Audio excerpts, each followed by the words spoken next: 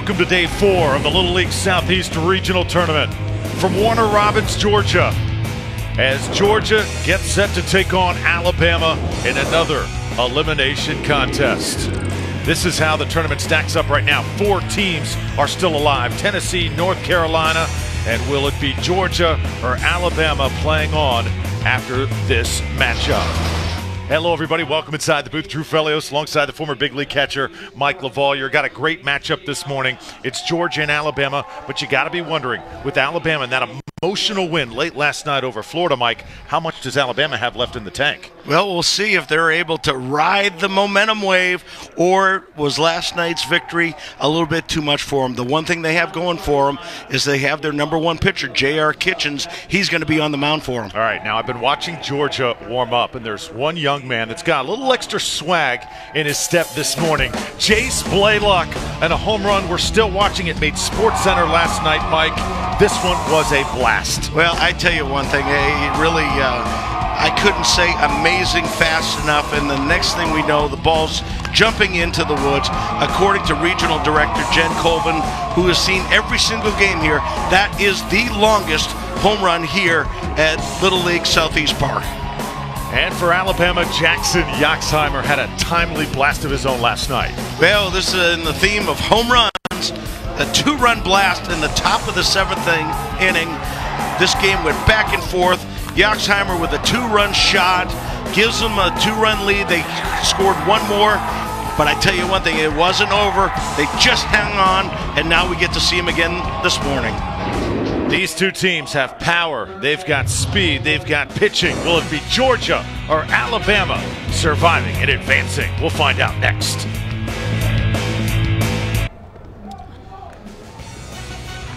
No better place to spend a Monday morning. Warner Robins, Georgia, Little League Southeast Park, as we get ready for Georgia and Alabama in day 4 of this Southeastern Regional. It'll be the second start for J.R. Kitchens of Alabama, the big right-hander, one of the best pitchers on the staff.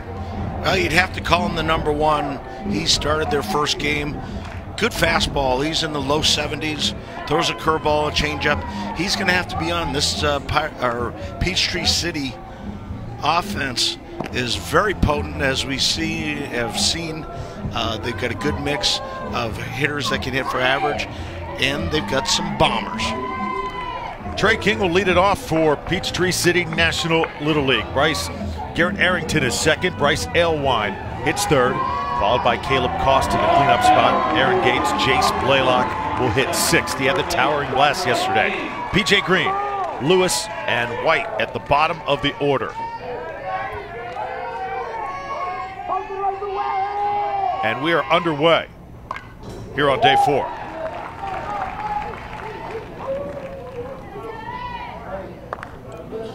Trey King has shown surprising power for Georgia, as King, one of the players to go deep yesterday. 1 ball, 1 strike. That one taken on the inside part of the plate. Georgia victorious over Virginia. Lost in their second game to Tennessee. Then defeated South Carolina to eliminate them yesterday in a hitting display. The only 10-run game that we have had here, as Jackson Milam puts that one away for the Alabama defense, with Carson Scott in left field, Jackson Yoxheimer in center, Wyatt Tharp the right fielder, Lane Griggs at third, Brandon Green at short, Carson Gilly, and Jackson Milam the right side of that infield. Colton Wombles is behind the plate. It's an Alabama team made up of just competitive, scrappy ball players like Colton Wombles, J.R. Kitchens. They have really, really performed well. Yeah, the last couple of evenings, they have put on quite a show for us. Very resilient. They've gotten some leads. They've lost them, but they've come back. These young players, I tell you one thing, they gave us a show last night. The very best game so far as entertainment-wise. It was back and forth. Hit in the air, center field. Jackson Yoxheimer drifting back to make the catch. And quickly, there's 2 away. Yeah, that was the only game that has gone to extra innings. The duel between Alabama and Florida last night. They had 4 different lead changes in that game, and it had a little bit of everything. It sure did, and The one thing that they did lack was a little bit of pitching, but the offenses, boy, they were all swinging the bats. They were aggressive. There were shots hit all over this ballpark. Now it's Bryce Aylwine, the batter. Aylwine with big-time home run power for Georgia. We'll watch this one outside. It'll be 2-0.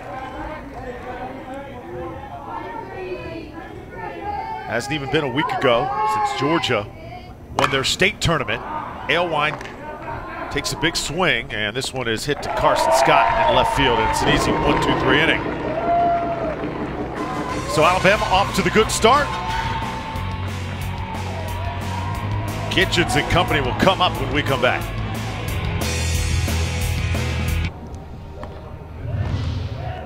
Alabama's set to come up in the bottom half of the first inning. Drew Felios, Mike LaValliere here in Warner Robins for Alabama and Georgia. And Bryce Aylwine will get the call for Georgia on the hill. Mike, tell us about him. Yeah, big Bryce with a real nice fastball. He throws in the middle 70s. Got a good curveball, good changeup. But whenever it comes down to it, whenever he needs a punch out, he usually uses that heater. Take a look at this Alabama lineup. Jackson Yoxheimer swinging a hot bat at the top of the order. Jackson Milam doing the same, followed by J.R. Kitchens and Colton Wombles, really the emotional heartbeat of that Alabama lineup. Carson Gilly, Carson Scott, Lane Griggs, Brandon Green, and Wyatt Tharp. 2 Jacksons, 2 Carsons in the Alabama lineup. You know what? They've been very entertaining, fittingly. I tell you, this, again, you get here and you're kind of feeling out the teams. This Alabama team has shown so much heart. They're a really fun group of kids to watch. And I tell you, they're just like, nothing gets them down. They come and they scrap every single game. Jackson Yoxheimer swings at the first pitch, and it's strike 1.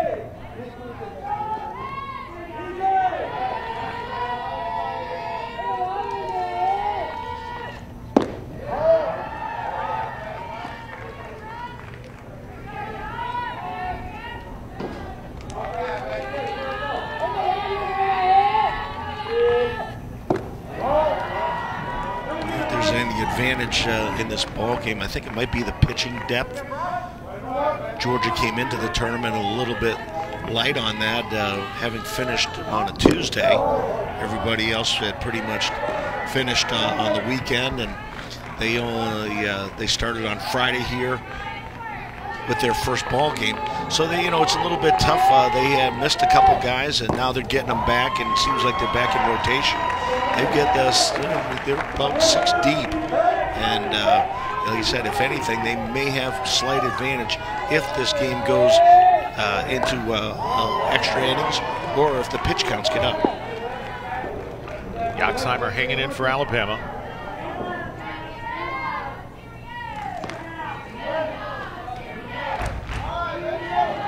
Take a look at Chris Gilly, manager for this Alabama team. Full count now. Yoxheimer able to hang in.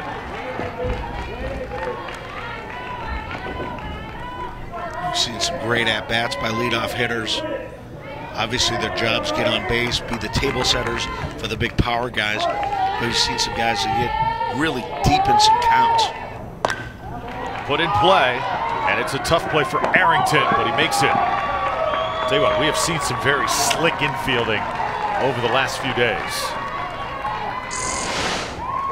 There's the Georgia defense. Sully White in left. Caleb Cost has quite an arm in center field. P.J. Green in right. Trey King, Garrett Arrington, Gates, and Blaylock on the right side of the infield. Simon Lewis behind the plate for Georgia.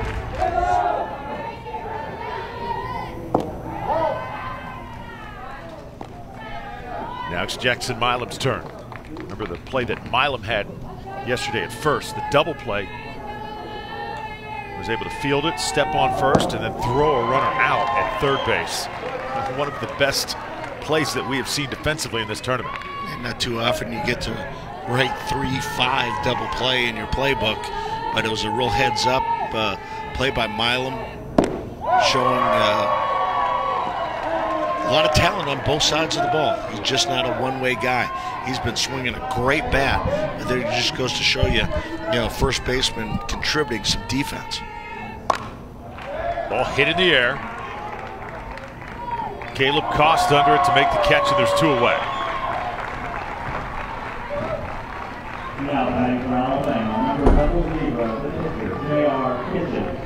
So that's going to bring up J.R. Kitchens now. Have not had a base runner so far in this game. J.R. Kitchens had a great tournament for Alabama. Take a look at Kitchens, the 3-hole, and then Wombles, the cleanup guy. They have both had tournaments to remember. J.R. Kitchens, though, very interesting because look at his mustache, Mike. Still growing it out. Is not shaved until the run here in Warner Robins is over. And he'll take one on the elbow there, trot down to first base. The coaches were talking about that. Chris Gilly, Brian Tharp, Daniel Woods. Now J.R. Kitchens, kind of like hockey players are used to doing, not shaving until the run's over. Yeah, I think they're all featuring the rally beards. They're just a few years away from actually being able to see them. The advantage there, being a right-handed hitter and right-handed thrower, that ball got him on the arm. But he should be fine to go. Now Colton Womble's turn. What a pitching performance Wombles had last night against Florida.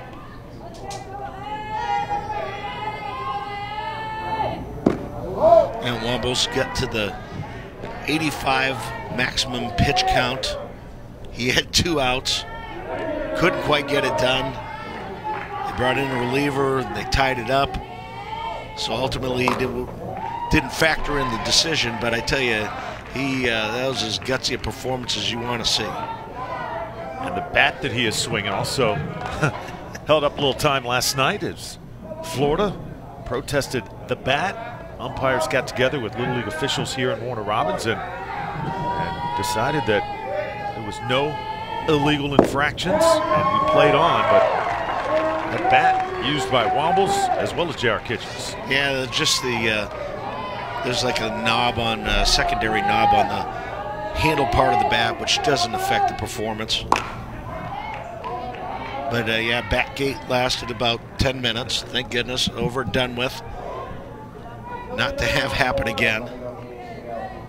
But after all, first at bat he went deep, and Florida coach was maybe a little gamesmanship on his part. This ball gets away. Throw down to second base. Kitchens now in scoring position for Alabama. Little things like this may make a difference in this ballgame. You get 2 teams equally matched. A wild pitch here, a walk, a blooper may make all the difference in the world. Big swing and a miss for Wombles. And that will do it for Alabama in the first inning. So they strand 1. We've played 1 in Warner Robins. Still scoreless.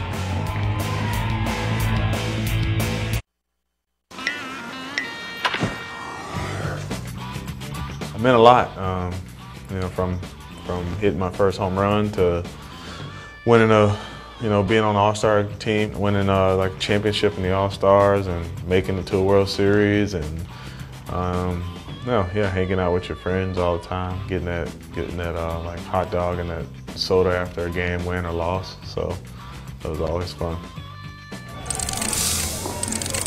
Some great Little League memories for Andrew McCutcheon as you get a look at the team from North Carolina getting set to play here later on.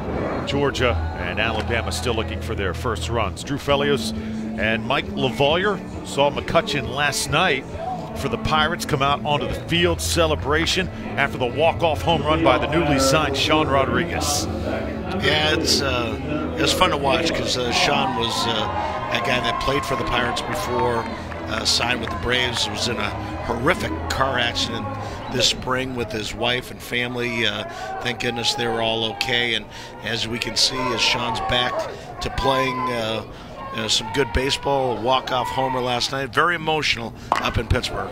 Caleb Koss puts it in play. He is tough to throw out, and he's able to beat the throw. Digging now for second, and he'll go to third.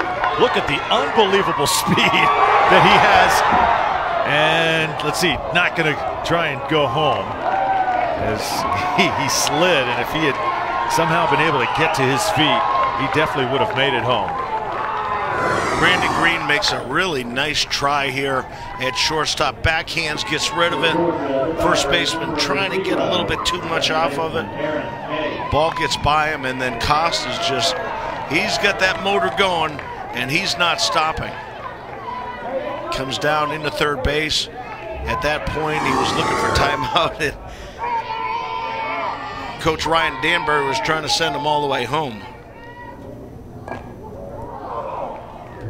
So I'm going to have to call that a base hit and a two-base error, getting him to third base. That brings up Aaron Gates now. So 4, 5, and 6 here for Georgia. Caleb Koss shown an amazing arm, tremendous speed as well. That's amazing. As soon as the ball came off his bat, you just knew that Brandon Green was going to have to get it out of his glove quickly. Just puts so much pressure on the defense, does Caleb Koss. A big part of this ball game, I like to, when you're in pressure situations, big pressure games, I always like to score first. That does is that puts the pressure on the other offense. Anytime you can even get a one-run lead, it does affect the other side, because now, yes, you have to score to win. Now, if you don't score it, you lose. Check the first base umpire, see if he went around, and he did not. Umpire behind the plate is Rich Bavalakwa. First base umpire is Michael Oakes. Second base, David Singleton, and Michael Grossman is at third base. There's a big swing by Gates, and he's the first strikeout of the inning for J.R. Kitchens.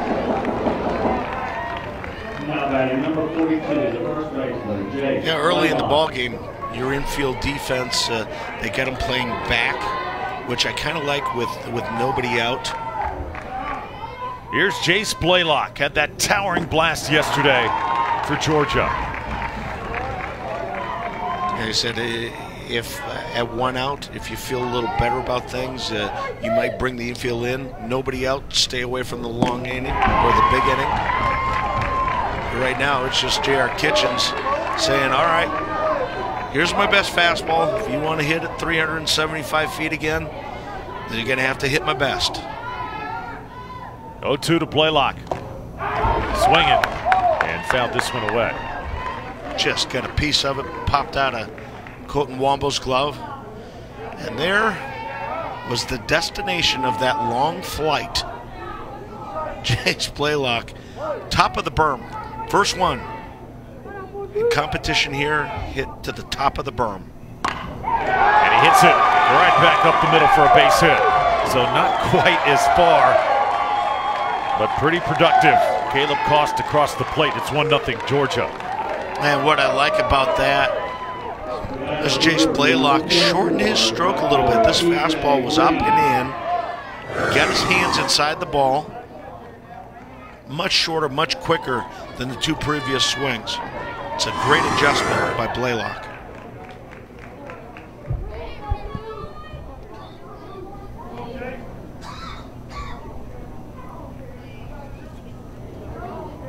Chris Gilly comes out, pays J.R. Kitchens a visit.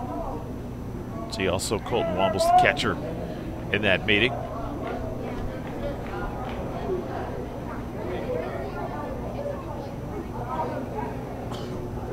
So top of the second inning, and Georgia's on top 1-0.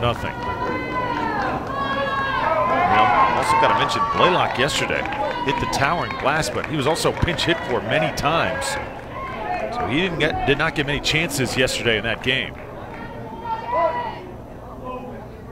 P.J. Green now for Georgia. And that grand slam happening in the first inning. Georgia only up 1-0. That put them up 5-0. And that really gave them a huge boost, and almost like it ignited all the rest of those Georgia bats.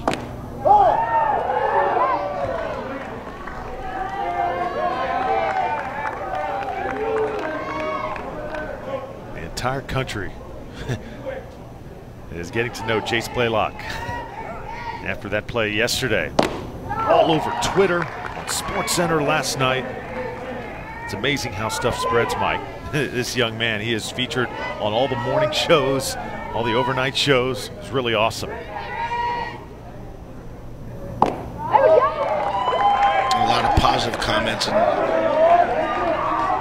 obviously correct to do so. There's a few detractors out there wondering about the young man's age.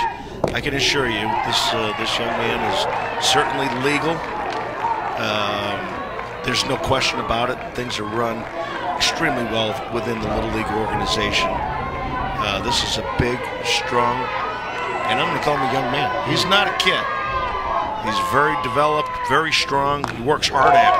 PJ Green puts it in play. Go to first with it, and he is out there by a half step. So Lane Griggs able to make the play, and there's 2 outs with Blaylock on second. A good choice. I don't believe Griggs had a chance at Blaylock at second base. With 1 out, I always like my infield. You know what? Get me another out. Unless it's late in the ballgame where we really have to get that lead runner, get me that second out.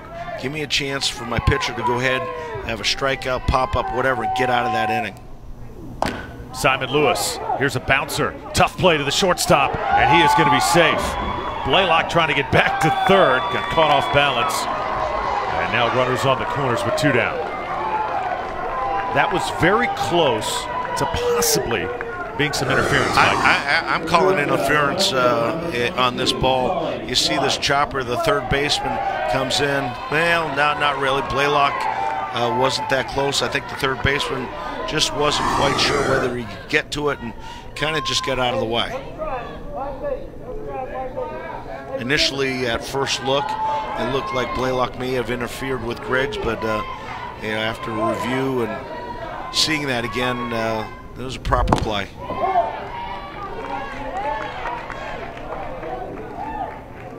Sully White now in the 9-hole.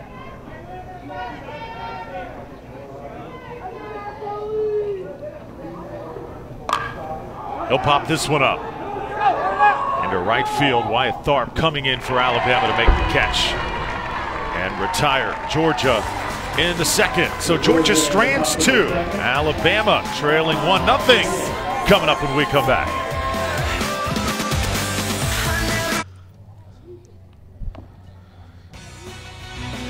The Little League Grow the Game Grant Initiative has distributed over $2 million at the local level. Grant funding provides local Little Leagues resources for general improvement and to expand or establish softball, Challenger Division, and urban initiative programs. For more information, go to littleleague.org/grow-the-game. 1-0 to score. Let's get a look at Southeastern Regional Headquarters here in Warner Robins. And Elwine, the pitcher for Georgia, keeping Alabama off the scoreboard in the first. I'll tell you, if you're a fan of Little League Baseball, and I don't know why you would be, if you're ever in the Warner Robins, Georgia area, come on down. Snellgrove Drive is where we're located. This is one of the finest facilities you're going to find in the country, if not the world. Carson Gilly, the coach's son, starts the bottom of the second for Alabama, taking one inside. It's fun to watch Carson play last night. Dealt with a little bit of adversity in that Florida game, and he'll put this one into left field for a base hit. So another good job by Carson Gilly. I was talking about the play that he didn't make last night when he was at second base. Ball dropped right in front of him on a pop-up, and he kind of looked around. His father came out, had a conversation with him, Mike, and he would go on in that game to make several outstanding defensive plays. I talked to his dad, Chris Gilly, this morning about it. And I said, you guys tight again? You're all right? He says, you know what? I just had to get him back focused. He was worrying about the wrong thing. And after that, I tell you one thing, he made a couple of great plays on defense, came up with a big hit. Now we see another line drive. So, Dad right there got his focus back, got him back in the game, and, it really helped out not only his son, but helped out his team. Oh, and by the way, that was a one-way discussion from dad to son. There was no conversation going on. So Gilly with the first base hit of the game for Alabama. Carson Scott now.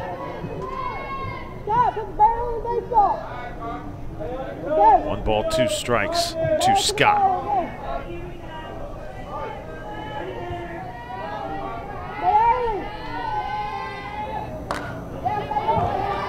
Pop this one out of play.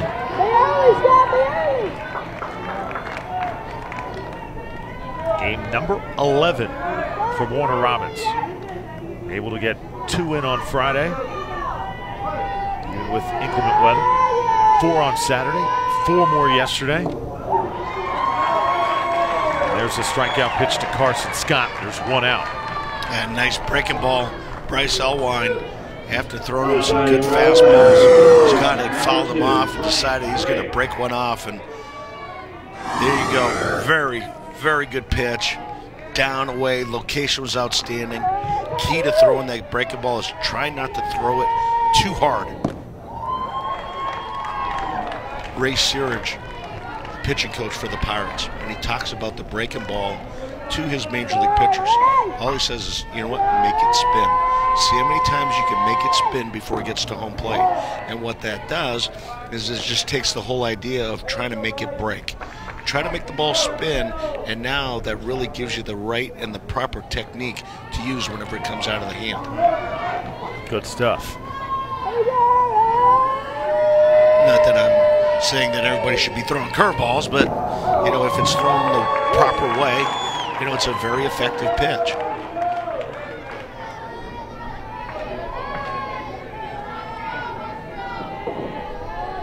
One ball, 2 strikes now. Griggs watches it outside. The wind really starting to pick up right now in Warner Robins. And it's one of those hitter's winds. Varying, blowing out to right, also to center. Hit towards right field, into that wind. It's deep, and it's out of here. Timely hitting for Lane Griggs as he gives Alabama the lead. Here we go. We've seen it time and again this tournament. Your number 7, 8, 9 in the lineup. So very important. Here, instead of just getting on base for the big guys, he's playing big guy himself. A little Oppo homer, just enough to get over the fence. Instant offense, 2-run homer for Lane Griggs. Nice going. Coaches say that you coach Lane Griggs just very quietly gets the job done. In fact, you don't even know that he is there. Well, we know he's there now. His first home run of this tournament. And Alabama leads for the first time. So now this is Brandon Green in the 8-hole for Alabama with 1 out.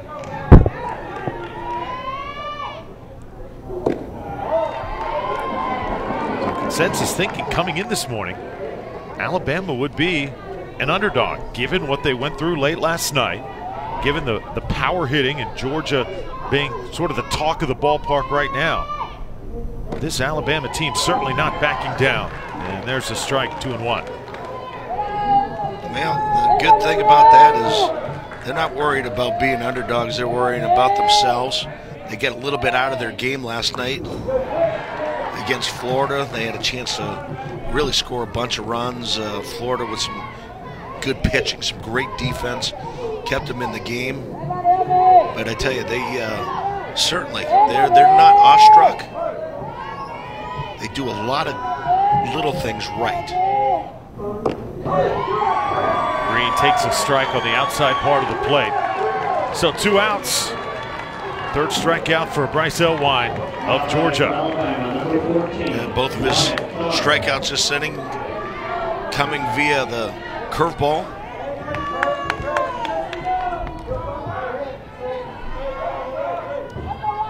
Now this brings up Wyatt Tharp. Wyatt, big swing and a miss for strike one.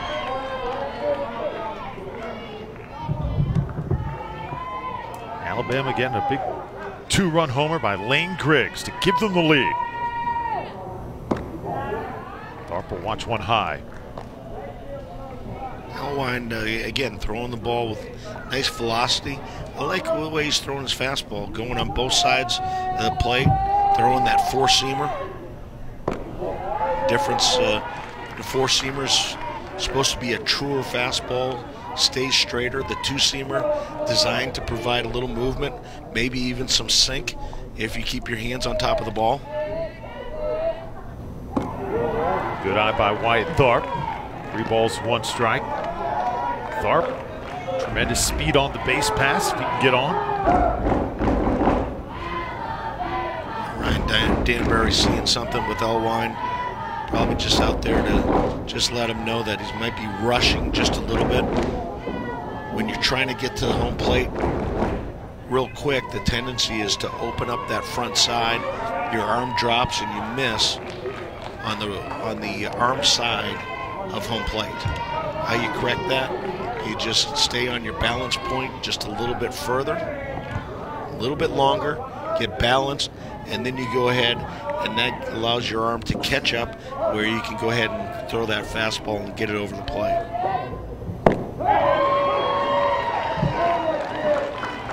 Full count now coming up, 2 down. Here in the bottom of the second.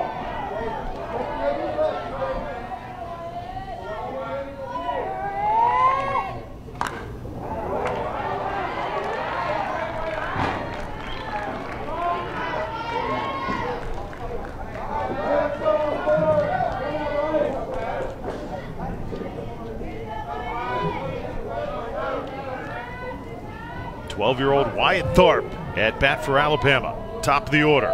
Coming up after him. There's a swing and a miss into the mitt for strike 3. But Alabama able to take the lead courtesy of Lane Griggs and a big 2-run bomb to the opposite field. It's 2-1 as we head to the 3rd here in Warner Robins.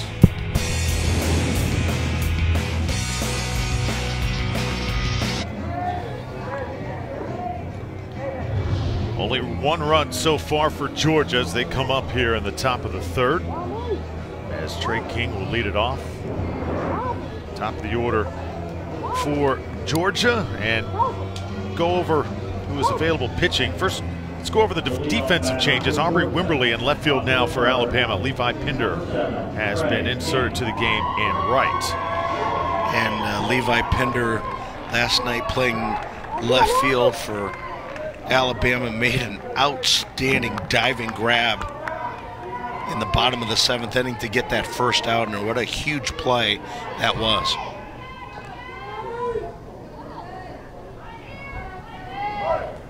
J.R. Kitchens dealing for Alabama. Ball hit foul. One thing to keep in mind, the substitutes that we're seeing are all-stars. They're some of the better players, and or probably the better players on their respective regular season teams. So whenever they're bringing these substitutes in, they're not losing a whole lot of talent. In fact, at some points they're gaining maybe a little more offense or even a little more defense. So Aubrey Wimberly there in left field. And there's a perfect pitch. Outside corner for the strike. J.R. Kitchens, his 2nd strikeout.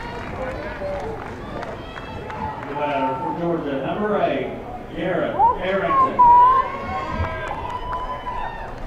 Now it's Garrett Arrington's turn. Elwine is on deck for Georgia.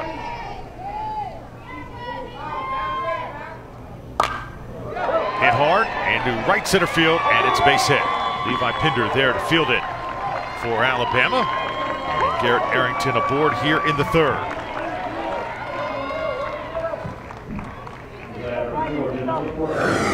And number 2 hitter using the whole field. Nice line drive base hit. That's what you want to have happen. Get that number one hitter, number 2 hitter, get them on base, table set for the big sticks. Now it's pitcher against pitchers. Bryce Aylwine steps in.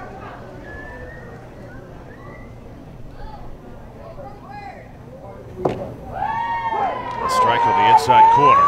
Tell you what, Alabama would like nothing more than for Kitchens to go long into this game and eat up innings, Mike. Well, he's really almost forced to you worry about pitch counts later.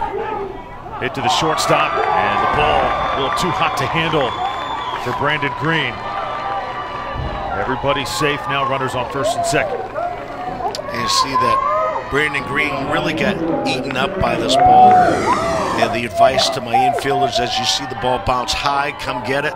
Here he kind of waited back. If he takes 2 or 3 steps in, he's got a chance to either get it on the short hop or get him on that big hop. So once you go sideways or back up on the ball on a high hopper, you're really giving yourself a tough chance of making a good play. Second error of this game for Alabama. Caleb Koss now steps in, the nephew of the great Andre Dawson. Already has a base hit today. You just watch this young man, and just his mannerisms, everything he does, just looks so far beyond his years. A very intense player, plays a great center field. One of the best at this age that I've ever seen charging any of the base hits that go to center. He does a great job of getting the ball early, and he does possess an extremely strong arm. It's a great combination. Check swing there, and fouled it. 0-2 the count to Caleb Koss.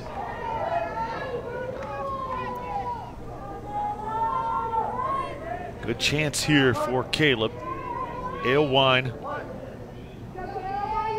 on first base. Caleb gets a hold of one, and you can kiss it goodbye. 3-run home run for Caleb Koss. And Georgia's got the lead once again.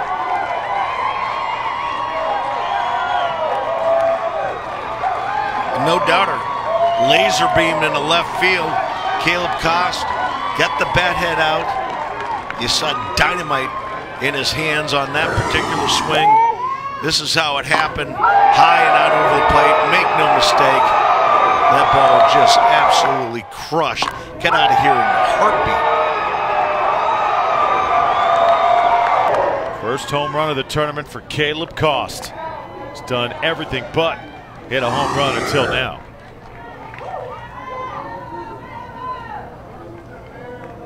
A 3-run bomb makes it 4-2. So timely hitting, so important at this Southeastern Regional. You saw some great power hitting by the West Virginia team. The problem is, Mike, every time we saw a towering blast, it was only a solo shot. And for them, they only lasted 2 games here on Warner Robins, but they had the power to probably go further. They just didn't have enough guys on base when it really mattered. Yeah, you're right. And up until the Jace Blaylock blast, they had the 3 longest home runs in the tournament. And, you know, it's just that they had power plus. And again, they're a little shy with the pitching. Couldn't quite get enough strikes. They gave too many free passes. But they were a game group, and they had gotten down. They came back with the home runs later, but ultimately just gave up too many runs and had too big of a hill to climb. Now here's Gates, and this is going to be put into right field for a base hit. So Aaron Gates is aboard for Georgia. The hit parade continues. And now here comes the biggest stick, Jace Blaylock. I was very impressed with his first at-bat. First couple swings, maybe swinging a little bit too hard, trying to hit another monster blast. But once he got 2 strikes, he cut down on his swing, really got short with it, made a nice pass at it, line drive, RBI. Kitchens goes right after it for strike 1. 73 miles per hour, equivalent to a 95-mile-an-hour fastball at the major league level.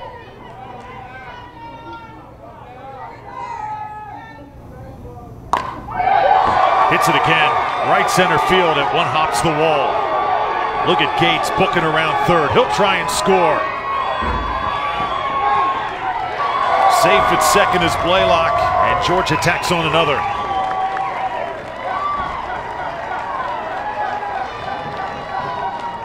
I say poetry in motion. I love watching fast guys run the bases. Aaron Gates making great turns, touching second. Here we'll take a peek and just a rocket shot into right center field. Gates knows that once that ball's hit, he's going to score, and that's a great attitude to have as a runner.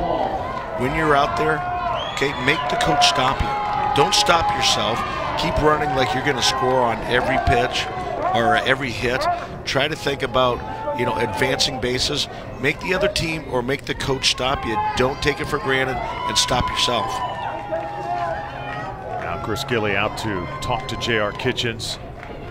And for Georgia, looks like we're going to have a pinch hitter as Adams Walls gets up to swing a bat. For Kitchens, he's throwing strikes. He's doing his job, Mike. He's just facing a red-hot Georgia lineup right now. Caleb Koss, Jace Blaylock, just some unbelievable hitters at the Little League level. And Blaylock was pretty much held in check until yesterday's blast. And it's almost like everybody took a deep breath and relaxed all at once with Peachtree City, Georgia, and their offense. Once he hit that monster shot, and it kind of ignited everybody. Everybody just kind of said, oh, you know what? Hey, that looks like fun. Let's all have a little piece of that. That's a great point. Adams Walls fouls it off. Quickly down 0-2. 5-2 here in the top of the third.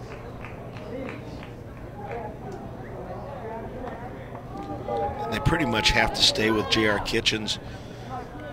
They've got 3 of their pitchers ineligible to pitch today. They've had to do everything they possibly could to stay alive in the losers bracket. Colton Wombles, Jackson Milam, and P.J. Green are not available.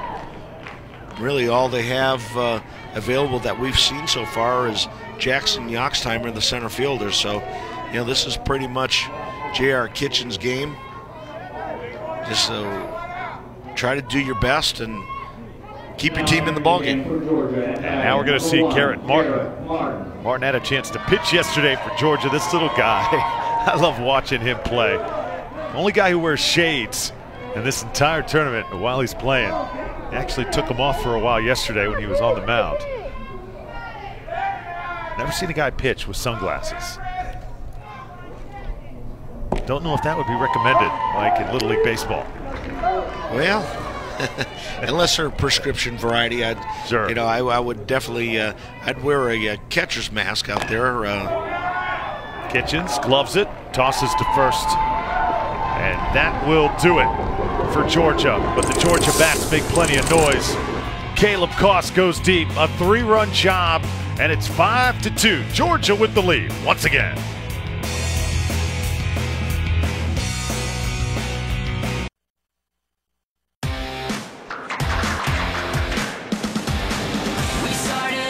Fun is underway here at the Little League World Series.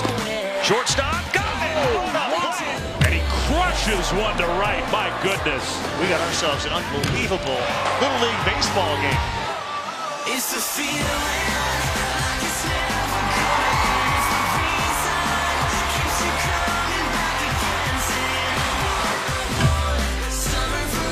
There it is! They get it! The perfect season!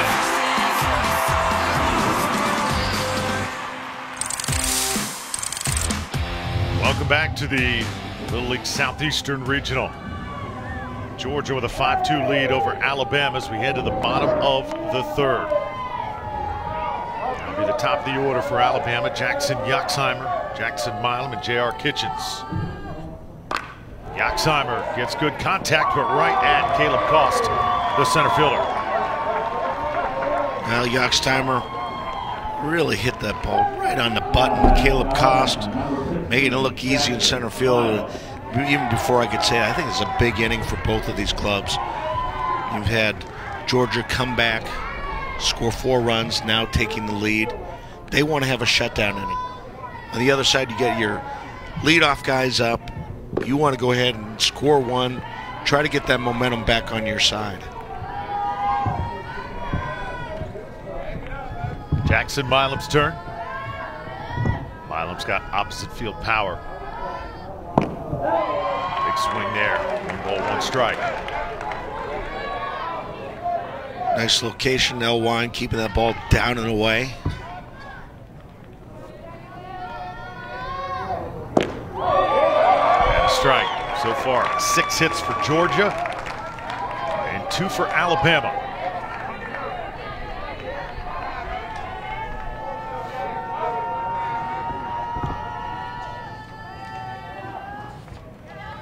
Elwine didn't like the signal from Simon Lewis. Simon getting the signs from his coach. But I like the sequence prior to that pitch. You know, had the fastball away, tailing away, then went right back inside with a good straight fastball. A lot of young pitchers says, I want more pitches. Well, a 2-seamer and a 4-seamer are 2 distinct different pitches. Good pitch and good contact. This one's going to carry out of here. Another home run. Jackson Milam, dead center field, and that was high up onto the berm. That's a long, far one. Jackson Milam, quick strike offense, and for the Alabama team, I think that's it's huge getting that run. Here, we'll take a look at this. This is belt high right down the middle. Make no mistake, that was long. Against the wind, side wind, it didn't matter. That one's out of here. That's the 3rd home run we've seen today. So Lane Griggs has gone deep. Caleb Cost has gone deep. And so has Jackson Milam. This is hit to the second baseman, Aaron Gates, taking care of it. And there's 2 down. Tell you what, as we have gone on in this tournament, the hitting has just gotten better and better. I think initially, some of the hitters get a little awestruck. You're here, different backgrounds. Obviously this is a huge stage. Many of these young players, first time playing in a stadium type setting. And you go to the plate, you know you're on TV. You know the importance of the tournament according to your Little League status. So we come up the box the first couple times, it's like, wow, almost awestruck. Yep. Those young players that can relax the most are the ones that get off to the good starts. And even guys like you, Mike, that have played baseball for decades, you're awestruck too, because this field in Warner Robins, it's nicer than some big league fields. Well, I don't know about it anymore, but whenever I played, there were 2 distinct fields that this playing surface was much better than those 2. And I'm not going to get in trouble with any fans, but there happens to be one stadium that's still in play. The other one isn't Yankee Stadium, but it's in New York. And used to be called something like Shea, something like that. 1 ball, 2 strikes, Wombles. Again, Aaron Gates taking care of things for Georgia. But Alabama is able to get 1 off of the solo shot from Jackson Milam. It's a home run derby early on here in Warner Robins. Georgia and Alabama going at it.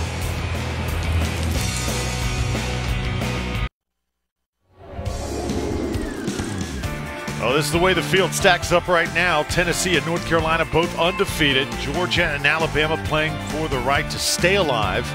Later on today, Tennessee takes on North Carolina. The loser of that one goes into the loser's bracket, and the winner heads into the championship. Winding things down, at least from our standpoint, here in Warner Robins, Georgia. Georgia with a 5-3 lead over Alabama. Tonight you can watch that game on ESPN. Should be a really nice matchup.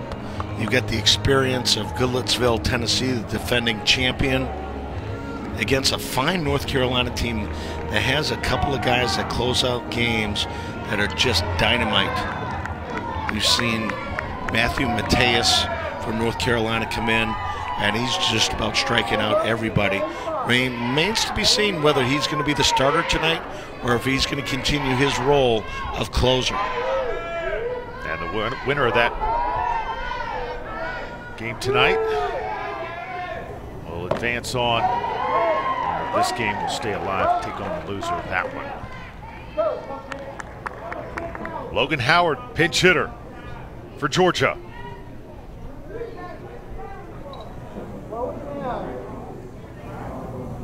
Ball is off the handle of Howard, so he'll trot down to first base. And Mike, as you look ahead to that game tonight between Tennessee and North Carolina, that's going to be an outstanding ball game. Of course, Goodlettsville, Tennessee, champions last year.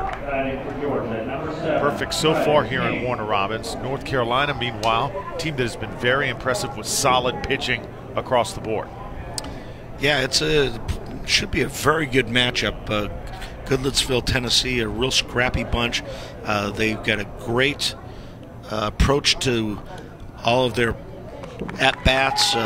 They cut down their swings and make the other teams throw strikes. And the biggest thing about Tennessee, what I've seen, they don't beat themselves. And that's that's one of the things that we've seen time and time again in these tournament games. Bases on balls, errors, and not handling the running game properly has really played a huge part.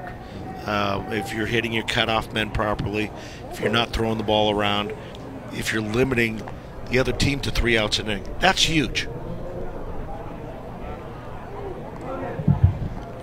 I think we're going to get a review here and challenge whether this is.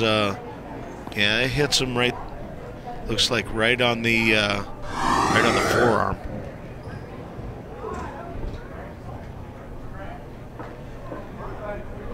That Logan Howard will be awarded first base.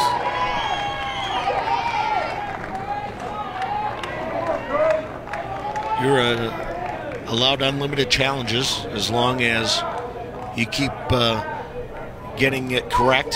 Once you have one disallowed, then you're down to 1 challenge. But again, as long as you keep challenging and get the result that you want, you can do it as much as you can. In this situation here, leadoff hitter, you're Chris Gilly, and why not take the chance? Trey King gets a piece of one, and it's home run number 4 today. A 2-run shot.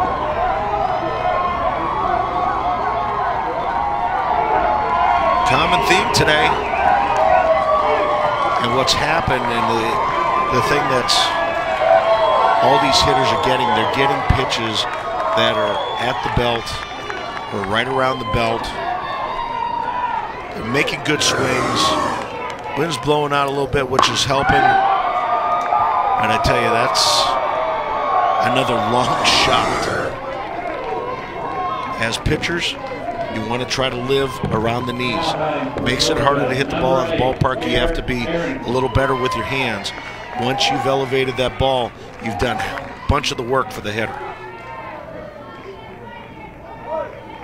Base is cleared now for Garrett Arrington. Arrington had a base hit his last time up.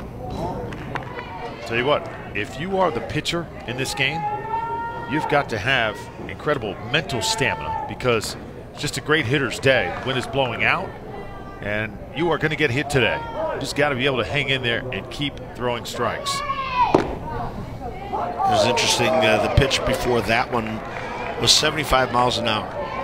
That's the equivalent of a 99-mile-an-hour fastball in the big leagues. The last one, 74. So it's not like J.R. Kitchen's just up there throwing batting practice. I mean, he's got a good live arm. Just hats off to this Georgia offense. Seeing a lot of fastballs today. This is a fastball hitting team.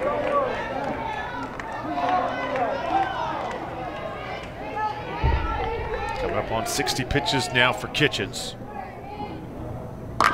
Harrington off the glove of Kitchens. He'll stay with it and throw to first for the out.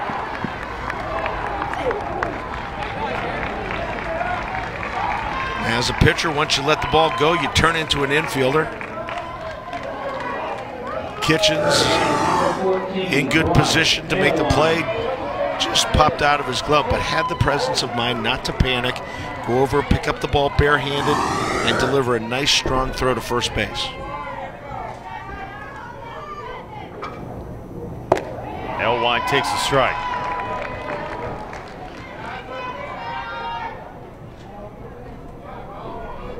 Bryce 0 for 2 today. Big swing there on the inside corner. Seems like J.R. Kitchens, too, is throwing harder and harder each inning. Velocity picking up here in the fourth. And this hit into left field for the base hit. Lane Griggs stretched out at third, but just couldn't get to it. And now a runner on with 1 out for Alabama. Yeah, right in front of home plate, nice and firm. Ball took a big bounce. Had a lot of topspin to get through that infield. The more you see this Georgia lineup, the more that you are just impressed. Caleb Cost already has a home run today. He's 2 for 2. Base hit and a homer.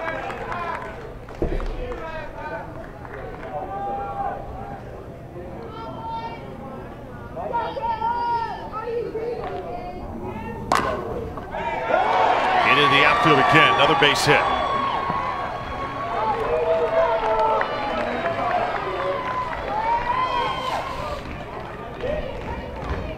Well, this is a situation, again,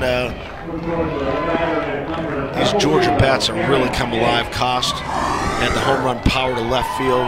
Now he hits the ball up the middle. J.R. Kitchens a little frustrated on the mound, but this is whenever you just have to stay within yourself, believe in your ability. Hopefully one of these balls that they put in play are going to go after or go right at one of your players. Aaron Gates now at the plate. Hard to believe when you watch this Georgia lineup, this potent lineup. They only got 3 runs against Tennessee. Tennessee beating them 12-3 earlier in the week. Just a credit to the Tennessee pitching.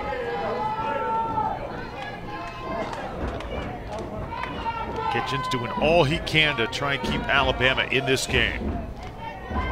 You're absolutely right. The Tennessee pitching, and I think the offense of Tennessee, quick strike offense that they had, they took Georgia completely out of the game. They scored a bunch early, and then Georgia just kind of get on their heels and kind of just really didn't have a whole lot going for them. Almost like they came out flat.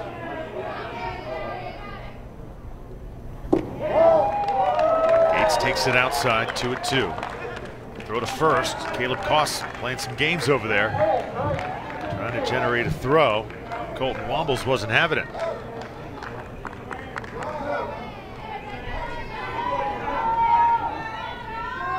Here's the 2-2. Gates takes it high.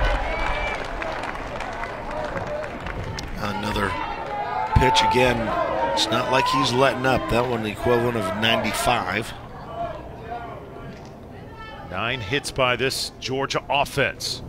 Gates swings away and is fielded at second, thrown to third. Now I got to ask you, Mike, was the infield fly rule in effect there? I don't believe so. Infield fly rule has to be a normal play for one of your infielders. Obviously, it's got to go up in the air. That right there was a tough play. Second baseman had to come in, really make a shoestring grab. If it's a ball where the infielder is camped under it, that's whenever it's deemed infield fly rule. The batter is automatically out. The runners can run at their own risk. So I've known some coaches, possibly myself included, if you're in certain ballparks where ball doesn't bounce too high, I instruct my infielders to go ahead and let it bounce. If somebody doesn't know the rule and they try to advance, you can go ahead and throw them out. Interesting. Now here's a situation with Blaylock at the dish. Interesting. You would think Alabama would at least entertain the thought of maybe putting him on here and loading the bases. But instead they decide to pitch to him as Caleb Cost steals third base. Well, Caleb Cost taking advantage. Third baseman playing well off the line. Lane Griggs really had a long way to go for it. Colton Wombles smartly kept that ball in his hand. Trying to be too aggressive, you have a chance of throwing that ball into left field. It really had no chance to throw him out. 0-2, the count to Blaylock. Set him up outside corner. He'll put it into right field. He is 3 for 3. 1 run scores. Here comes the second. Blaylock booked into third, and the big man has a 2 RBI triple.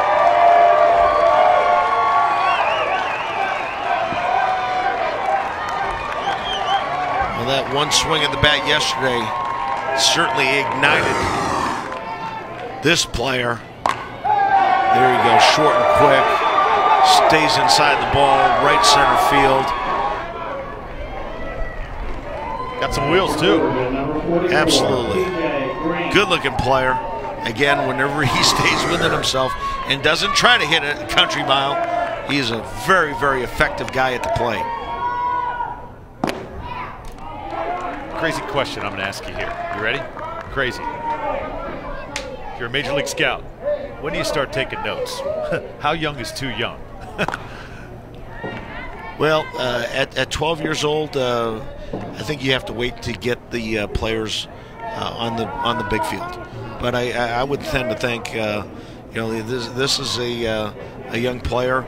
If you're a scout in the Peachtree City vicinity, he's already on my list. I'm going to check him out in a couple years, after he's had some time to play on the big field. But yeah, this is certainly, there's no denying the abilities. Cannot wait to see these kids throughout their high school careers. An impressive display here in Warner Robins, 9-3, going to the bottom of the fourth.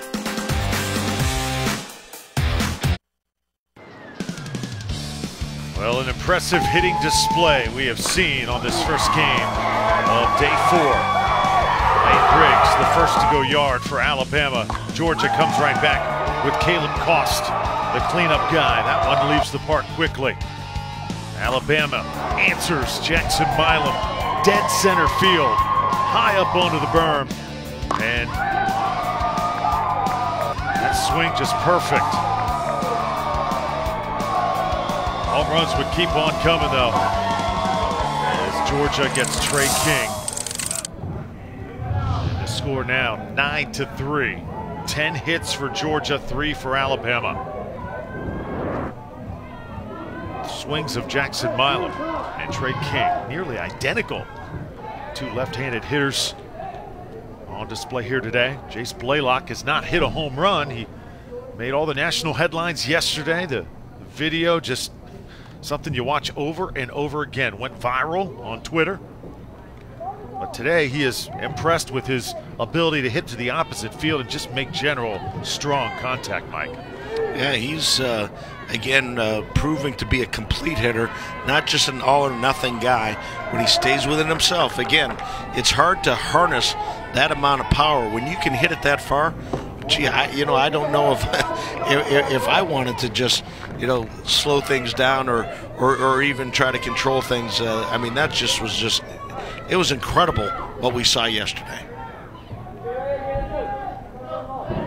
But he is today single, double, triple. He's only missing one more. If we see it, well, we might have another tree ball. Blaylock playing first base for Georgia. Carson Gilly watches this one outside. It'll be 3-0 to him. Love the uniforms for Alabama. LA Dodger look. Out of Ladonia Youth Sports Little League in Phenix City, Alabama. And Gilly's going to watch ball 4. Gilly's asking for his teammates to Come on, guys, let's go. Let's get into this game. Just the bottom of the fourth. We got time here. Number 1, Levi Pinder. Now Ryan Danbury going to go out and have a little chat with Bryce Elwine, and basically this is a situation where, listen, you've got a good defense, you got a 6-run lead, no free passes. Go ahead, get real aggressive here in the zone. Make them beat you instead of you helping them out by giving them a free pass. Pinch hitter will be Levi Pinder. Pinder's first at bat. After being inserted into the game in right field. Keep in mind the Alabama team with 12 players on their roster. Rules are a little different here in Little League. If you have 12 or less players on your roster, those substitutes, and it happens to be 3, they have to play 6 consecutive outs in the field and get 1 at bat. Those teams, 13, 14 on their roster, the substitutes only have to hit once. They do not have to play in the field. And strike 3 on the outside part of the plate. Nice pitch by Bryce Elwine. It's his 5th strikeout of the game. Number 2, Lane Griggs. Now Lane Griggs comes to the plate for Alabama. Griggs had the big home run. 2-run shot that gave Alabama the lead in the 2nd inning. And he hits another one hard. Right center field. This one's out of here. 2nd of the day for Griggs. And it's a 2-run shot to cut into the Georgia lead.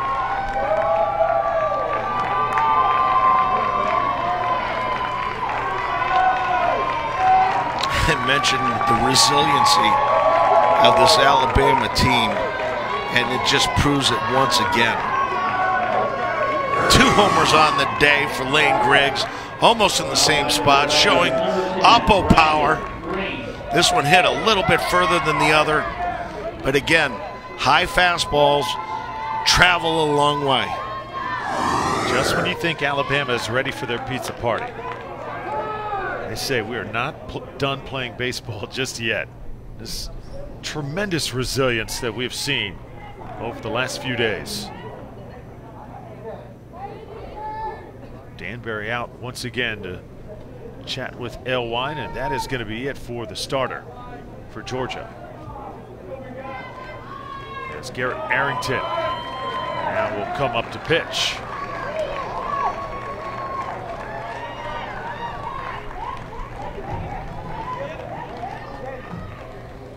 Well, Garrett Arrington, a little sidewinder. Going to give him a little different look coming from south of the border. He's got a fastball about 65, 66 miles an hour. Big sweeping breaking ball, throws also a changeup. But a lot of his delivery is about something different, some deception. As a hitter, you have to move your focus from regularly above the shoulder. Now you have to bring it down to somewhere around the hip, and that really affects some hitters. Yeah, rarely do you ever see a sidewinder at this level. Interesting to see how Alabama deals with Arrington here. And that's not just a sidewinder. That is as low a release point as you could possibly have. It's almost to where he's underhanding it. Yeah, one back in the day, Kent TeCulvey, Dan Quisenberry, they were referred to as submariners. Haven't heard that one in a while. Had to break that one out of the archives, Drewski. Bryce Elwine moves to shortstop for Georgia. And the overall goal for sidewinders, Mike, is to just keep the ball on the ground, right? That's the usual effect that they're supposed to have. Yeah, if it's thrown properly, the ball has a little bit of sink to it. Generally, the Achilles heel for these sidewinders are facing left-handed hitters. Left-handed hitters don't really have to worry too much about that fastball in. It's a very difficult pitch for these guys to throw to them. They're usually more effective against right-handed hitters.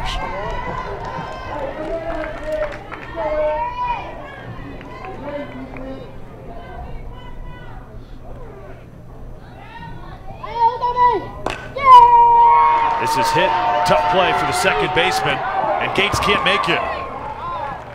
So Brandon Green just puts the ball in play, does his job, and the first hitter that Garrett Arrington faces is aboard.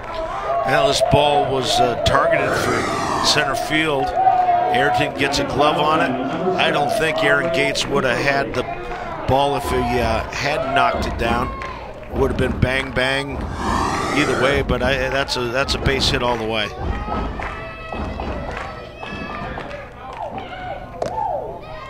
First at bat now for Aubrey Wimberly.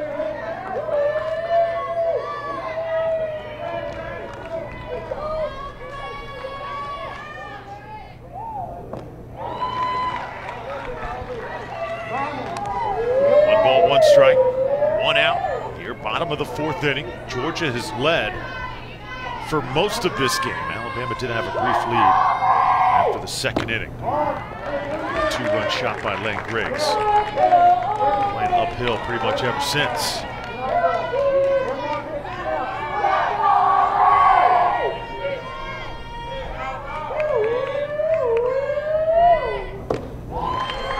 Strike two. Good location. Really tough on the right-handed hitters to stay in on that pitch. The tendency is to give a little ground and step towards third base. Hit to the pitcher. Easy play. There's two away.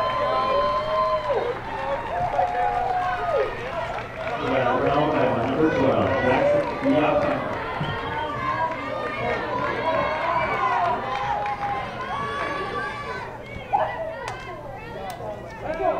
In case you're just joining us, 5 home runs have been hit in this game. 2 by Lane Griggs, 1 by Jackson Milam, and for Georgia, 1 by Trey King, the other by Caleb Cost.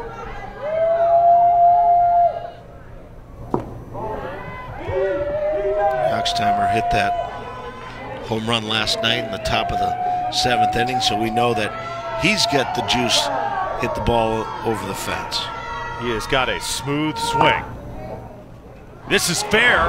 It is down the right field line. Yoxtimer digs for second. It's another RBI base hit for Alabama. Brandon Green crosses the plate, and it's 9-6.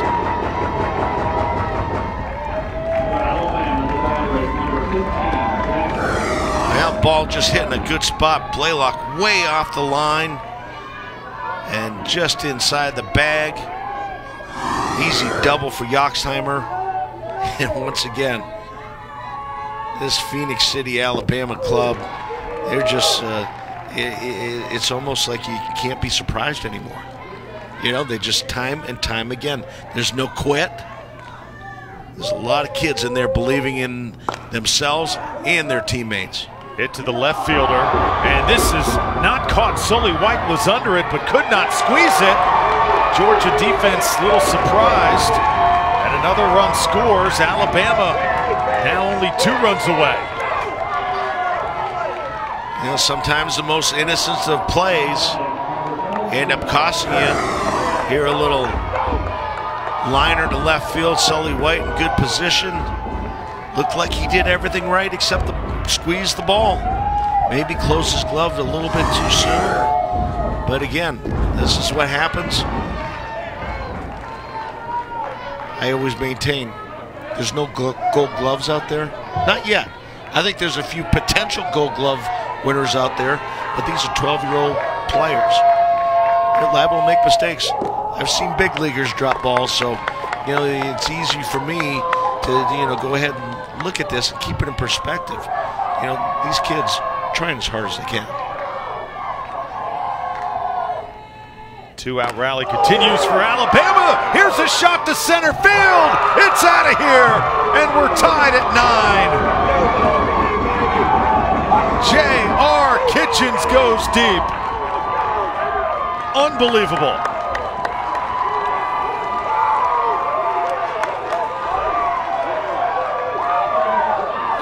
Wow. I wish I could say more than wow. J.R. Kitchens giving it all at the mound here with a 2-run shot. New ball game, 9-9. Caleb Koss did everything he could possibly do. This is what it's all about, Drewski. I tell you what, this is pure, unadulterated, fabulous baseball. 4th home run hit by Alabama today. 6 runs here in the 4th. Well, Mike, you talked about how this could be a pivotal inning. If Georgia could get a shutdown inning, that seemed like ages ago when you said that, because Alabama has put a 6th spot on the board and looked like Georgia for a moment was going to just run away with this one. Not going to happen today. Well, at least not yet. There's a lot of crooked numbers up on that scoreboard. Well, they're reviewing something here. I'm not quite sure what it could be.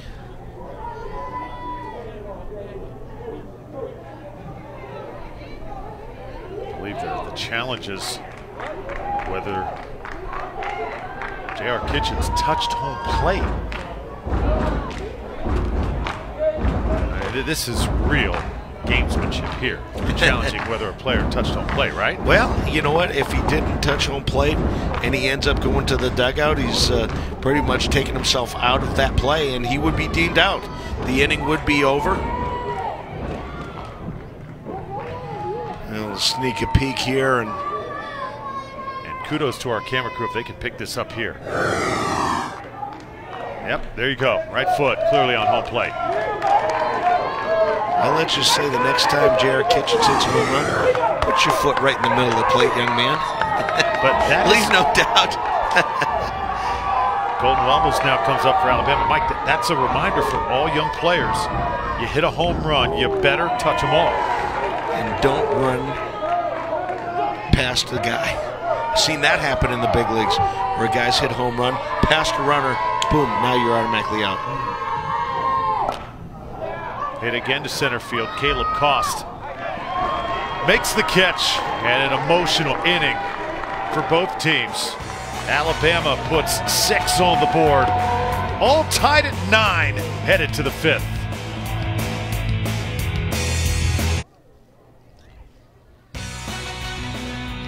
Well, we invite you to catch all the excitement of the Little League World Series, including scores, stats, highlights, and much more. Go to LLBWS.org or follow along on social media with hashtag LLWS. Just when we thought we've seen the best game here at the Little League Southeastern Regional, seen some good ones. Virginia, Alabama was good. Florida, Alabama was good. But this Georgia, Alabama game may be the best we've seen so far. Wow. You know, they were down 6 runs. Thinking, well, things are all going wrong.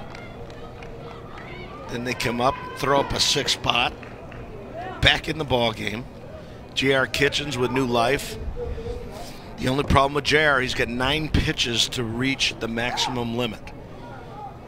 So this Alabama team is going to need somebody else to finish this ball game.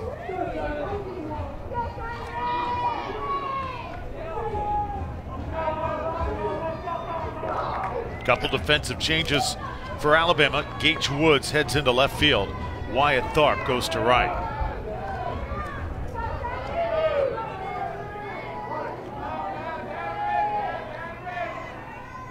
So here we go, 5th inning. Pitch by Kitchens, a strike. As Simon Lewis steps in for Georgia.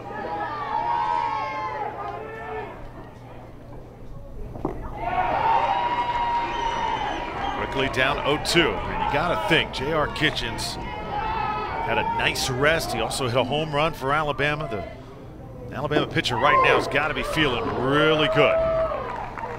And the first pitch that he threw of the inning, 71 miles an hour, then threw a breaking ball. That one spotted up at 71 miles an hour.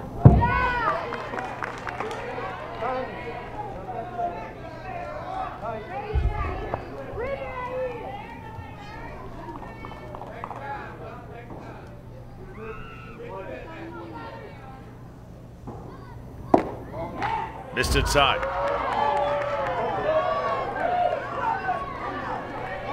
Lewis followed by Sully White, and then the top of the order for Georgia. Struck him out. Lewis didn't like the pitch. J.R. Kitchens did. There's one away. Well, J.R. got into a nice 0-2 count, and then his next 3 pitches, it almost looked like he tried to overthrow the ball instead of staying within himself. He got to 0-2 by one reason. Stayed within yourself, executed your pitch. Once you're 0-2, doesn't mean you have to throw any harder. Doesn't mean you have to try to make the breaking ball break any more. That's just all about just execute the pitch. Don't get ahead of yourself, and you don't have to, like I said, I don't see anybody out there with a big S on their chest saying Superman. Yeah, just be J.R. Kitchens. Good advice. First at bat for Joel Sanford. So the reserves for Georgia, Garrett Martin, Logan Howard, Joel Sanford, and Adams Walls all have hit after this at bat. Georgia hoping to get their big sticks back up to the plate. Trey King has gone yard today, so is Caleb Cost, and Jace Blaylock has just been awesome. Still need more runs. Now, that's another thing about this great game of baseball. There's been so many big hits in this game for Georgia. It's like a fight. You've delivered so many body blows. Probably get real excited during the course of the game, but Mike, you got to be careful that you still have some adrenaline left in the tank, because Alabama has now answered, and baseball, it's all about emotion sometimes, and who has that last burst of energy at the end of the game. This will be Kitchens' final batter, as the pitch count now is at 87. Yeah, getting back to the adrenaline and emotion. I still like to think at 12 or 13 years old, 11 years old, you have an unlimited supply. Good point. You know, these kids here, you know, they are just all in on this. They have been since pitch number 1. You watch them a half hour after this game, they're going to be wanting to jump in the pool or play with the football or whatever they do. Well, the final batter that J.R. Kitchens faces is a strikeout, and that will do it. 5 strikeouts for Kitchens. What a body of work for him. It's not very often you go out and, you know, heap a lot of praise on a pitcher that gave up 9 runs. You know, this is a situation where, you know, it was his game. Go as long as you possibly can. He did what he could do. But you know what? Hats off to this Peachtree City, Georgia offense. Yeah, they had some great at-bats against him. They got his pitch count up. And now they're going to turn it over. So Kitchens heads into center field. Jackson Yoxheimer will be the new pitcher. 2 outs here in the top of the 5th.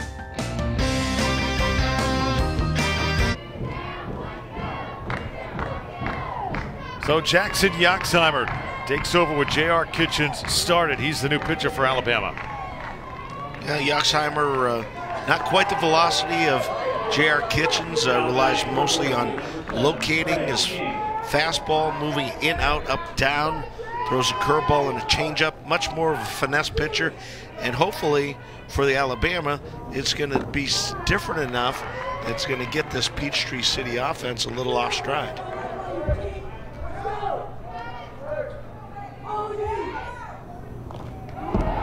Trey King swinging for Georgia. King has one of those 2 Georgia home runs. The other, Caleb Cost. Caleb Cost hit a 3-run shot. King's was a 2-run job. So 5 of the Georgia runs coming off those 2 homers. And a speed pitch. Pretty good location. 2 balls, 1 strike now. Yoxheimer comes after him. This one is lifted into left center field, and it's a tough play. Kitchens just lost it in the sun. And that's not the first time that has happened today. I think that's a little bit of sun, maybe a little bit of wind as well, Mike. Yeah, the ball was hit high. This is a ball that I think Kitchens, I thought he saw it okay, but realized that he wasn't quite deep enough, didn't factor in the wind. Before he recognized it, it was a little bit too late.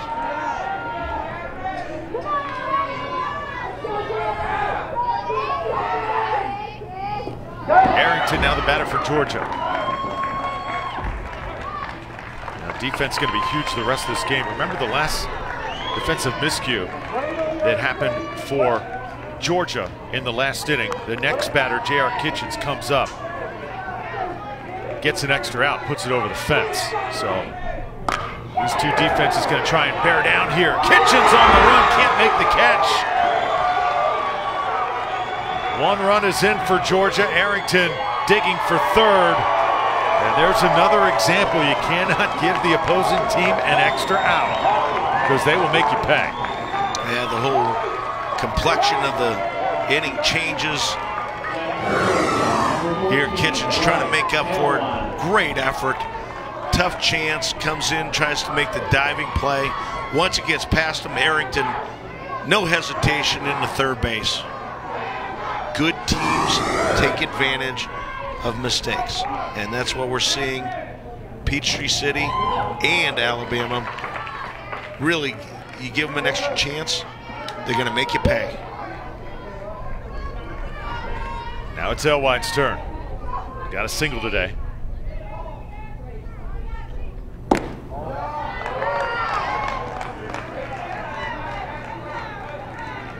Jackson Yoxheimer trying to get his team back to the dugout here in the bottom of the fifth. Hit hard again. This is deep, high, and gone.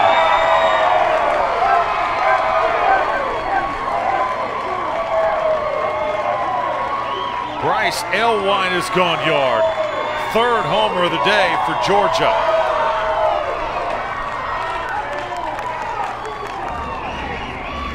As this tournament goes on, you see batters getting more comfortable, pitchers getting tired. Elwine in the home run parade.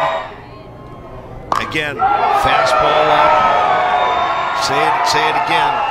As a pitcher, you elevate the fastball. You've done a lot of work for the hitter.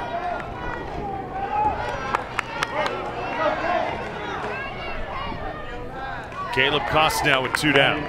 Number 2, Caleb Koss. That is the 7th home run we have seen in this game. By far more than any other game that we've had in 11 games here in the Little League Southeastern Regional. Caleb Koss takes one high and outside. 2 balls, no strikes. Another hole for Alabama to try and dig out of in the bottom of the 5th.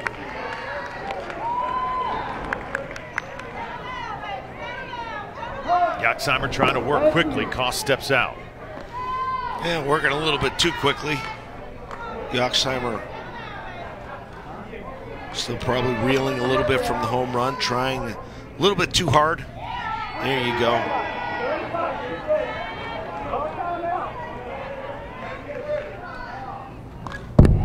Not giving him much time to react. He is stepping on that pitcher's mound, and he is coming. Here's a guy that starts a game. You might get that game done in a half hour. Koss lifts it center field. One more. Second home run of the day for Caleb Koss. It's a solo job, and the Georgia hit parade continues.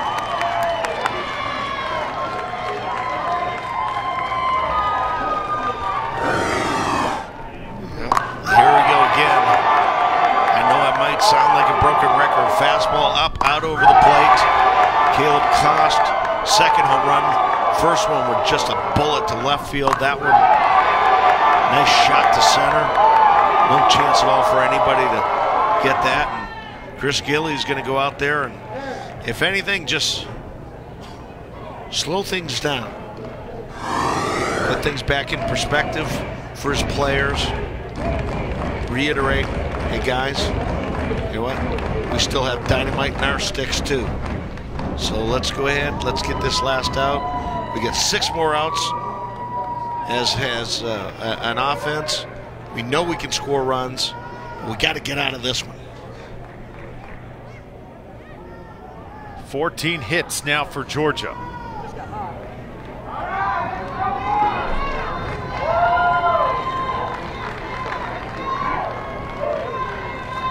And 4 home runs for this Georgia team. 8 total homers that we've seen in this game. Just amazing power on both sides. Aaron Gates now with 2 outs. And we've seen Yaxheimer trying to work as quick as possible to just stay in a groove. But these Georgia hitters, almost seems like it's playing right into their hands as this ball taken on the outside part of the plate.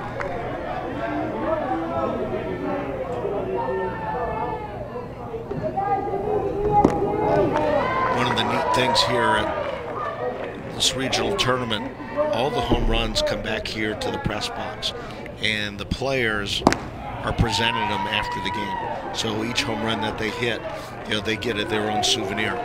The only problem is we keep hitting home runs. There might not be enough baseballs for the rest of the tournament.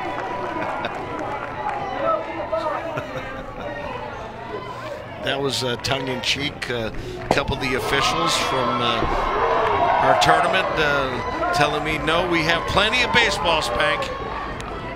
Yaxheimer finally gets the strikeout. Alabama got to make up 4 runs. We've played 4.5. It's 13-9 in a shootout.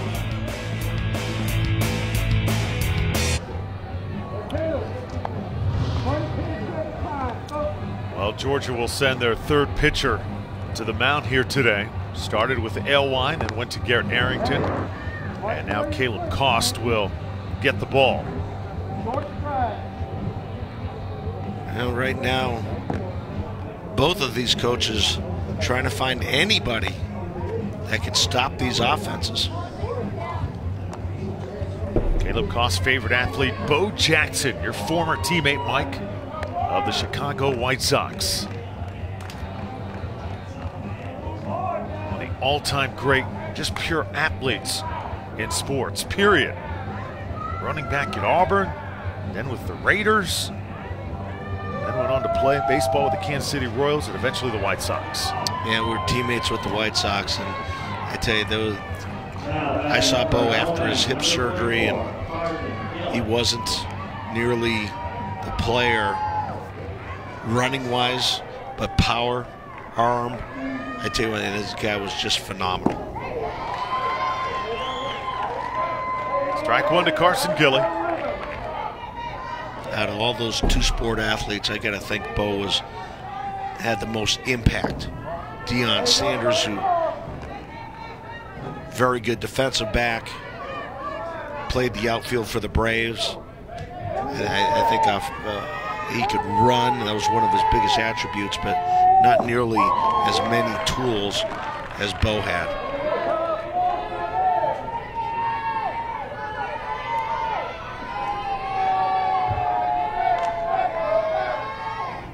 Swing by Gilly. And a strikeout. So Caleb Cost off to the good start. You see Tim Tebow trying to sort of do the same thing after playing briefly in the NFL. Now trying to have a baseball career with the New York Mets. A lot of people cheering for him. He had a big walk-off homer a few weeks ago down at Port St. Lucie. But I think baseball is the toughest sport to try and play. Maybe basketball right up there with it, but just the hand-eye coordination, Mike, the tools you need to succeed at this game, just to hit a ball coming 95 miles an hour at you, it is so tough to do.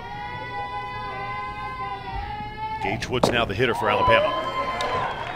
And you mentioned that, Drew, and one of the toughest things is when you take time off, because the fine motor skills needed to play baseball, once you take that time off, those skills erode. And I watched it when Michael Jordan tried to play baseball. I was with the White Sox in spring training with him. I was a guy that hadn't played since he was 18.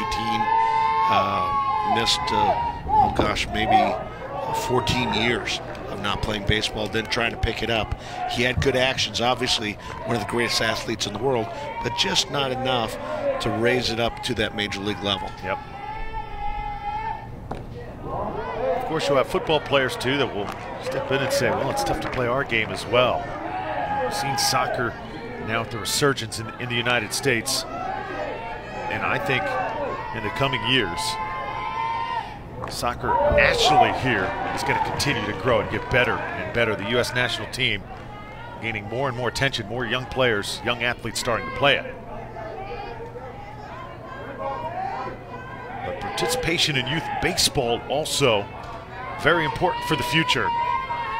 Little League Baseball is pure a brand as you are going to get. As Gage Woods walks and now standing on first base with one out for Alabama. I think all of us that played Little League Baseball, you remember that time. It's a big part of your formative years. You learn how to work with teammates, play nice with others. These are things that you're going to need in the rest of your life when you know, whether you're playing sports or if you're in the business world. It's all about team building. No better way of team building is you get on a Little League team, and that shows you a lot about what you're like and what you need to be like in order to get things done, get things accomplished as a team. Levi Pinder now the pinch runner for Alabama.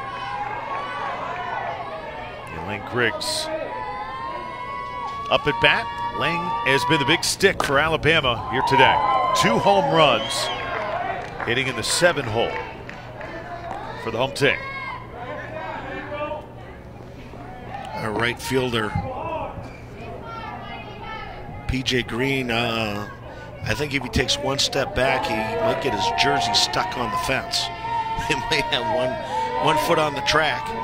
That's where Griggs has gone with the baseball. 2 times that he has hit it over the plate, he's gone opposite field.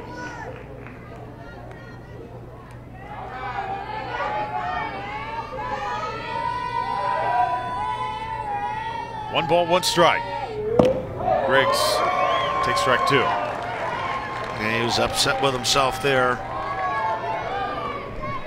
Probably got his pitch and couldn't pull the trigger.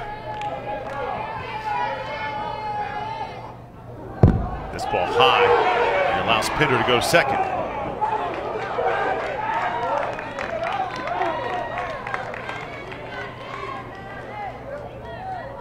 Well, every advancement of the base runners getting in the scoring position puts more pressure on the defense. It seems like these hitters are thriving. Hit right to Cost, checks the runner, throws to first for the sure out. Runner does advance to third, but no harm done, and there's 2 away. Yeah, good point, Drew, when you mentioned sure out. With 1 out, Caleb Cost knows that he's got Pinder in trouble. But with 1 out, I always been a big believer, get that second out. You've got a 4-run lead, get that out at first. If you end up trying to get that lead runner, end up in a rundown, which is always an automatic thing at this level. So I love that choice of Cost to go ahead, throw it to first, let Pinder have third base, and now work on that hitter to try to get that 3rd out. Here's Brandon Green out 1 for 2.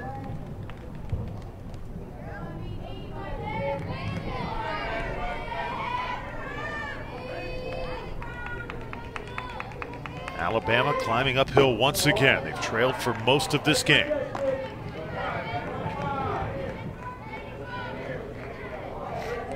Alabama with 7 hits. Georgia has hammered out 14. This ball gets away.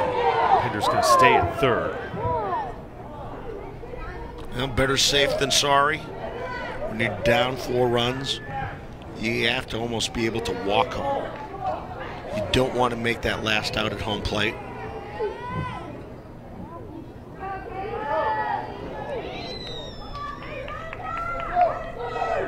And we've seen some, at times, coaches wave players in, Mike, where you think they probably should have played a little bit more conservatively in a game when you're trailing by 3 or 4. hold a guy at third. Don't try and get to home plate because, hey, you got another guy coming up. Well, as a third base coach, what you really need to do is you need to know the situation before it happens. And just like I talk about on defense, know what to do with the ball before you get to it. As a third base coach, know the situation, know the score of the game, whether that run means anything or not. Okay, if you're down a bunch of runs, tendency be a little more conservative. Know who's on deck.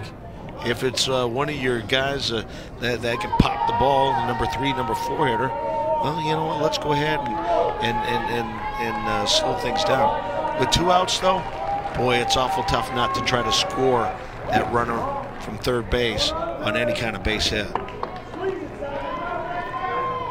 Runner advances to second. Still 2 down.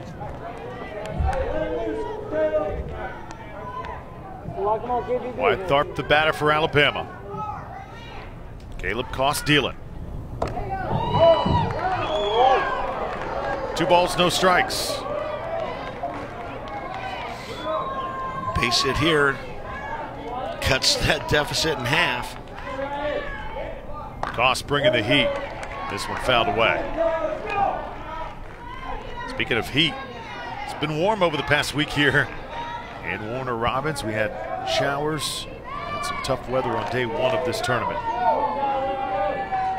Ever since, the weather's been pretty nice. There's strike 2, 2-2 now.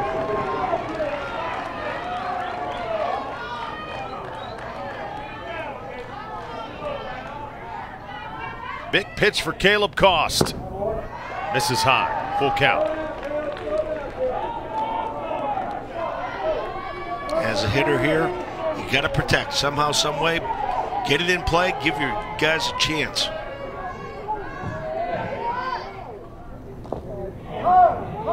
It looked like the ball hit off the handle that time, and our home plate umpire right there on top of it, Rich Bavalacqua. Now take a look and see what happens here.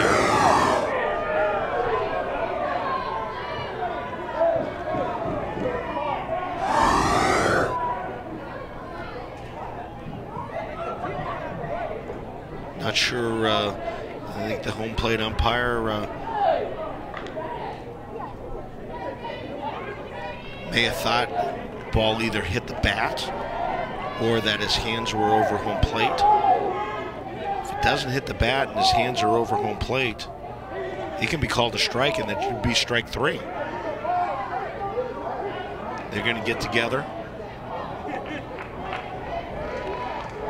And all I can think of right here is that's either ball 4 or strike. Yeah, there we go. Wyatt Tharp rewarded first base. Wyatt thought that he was hit on the bottom of his wrist. Bases will be loaded now for Alabama.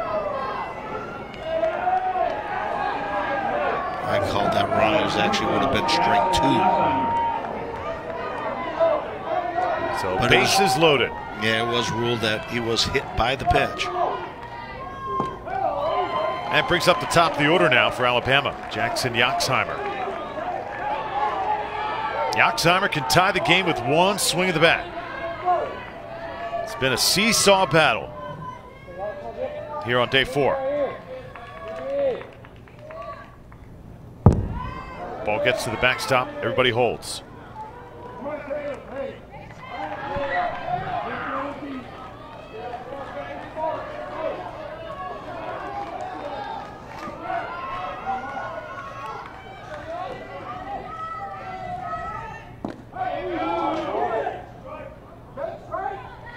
Wouldn't this be something? Yoxheimer hit a huge home run last night to give him the lead.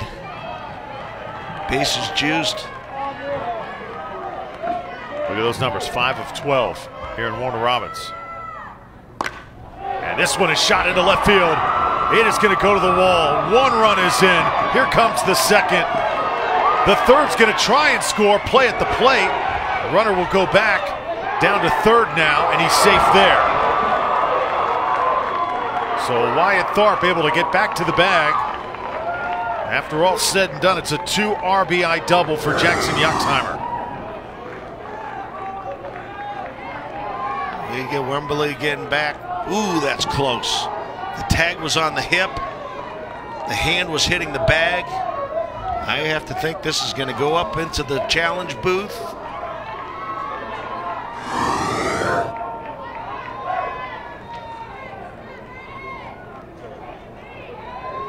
Our umpire that made the call was David Singleton, who went ahead and shuffled over. Third base umpire Michael Grossman was out his duties to see what happens with the ball. Could hustle Singleton right on the play. Keep in mind, no matter what the call is, the 2 runs will count for Alabama. Question is, will this inning continue?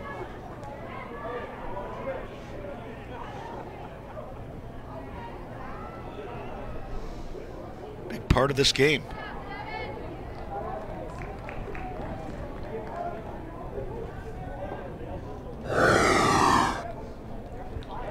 Here, take a look. Here's the tag. Boom. Wow, that's so close. Don't know if that hand got to the bag yet. Here comes our home plate umpire.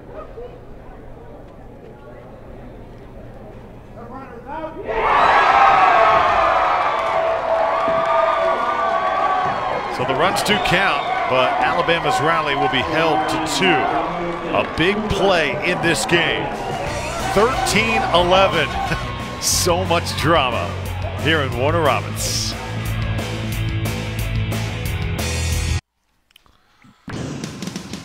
Oh, Jace Blaylock to lead it off for Georgia here in the top of the 6th, and this is his body of work today. Started off with a single, then Blaylock comes through with a double, right center field. More RBIs for number 42. Does get back to the bag there just in time. And then a huge triple a little bit later. So you know what this means. He is just a home run away from hitting for the cycle. 4 RBIs today for Jace Blaylock. Already made famous yesterday after that towering shot into the trees.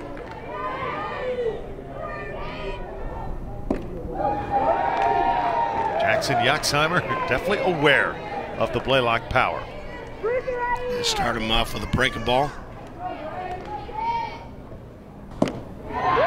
Good mix, good location.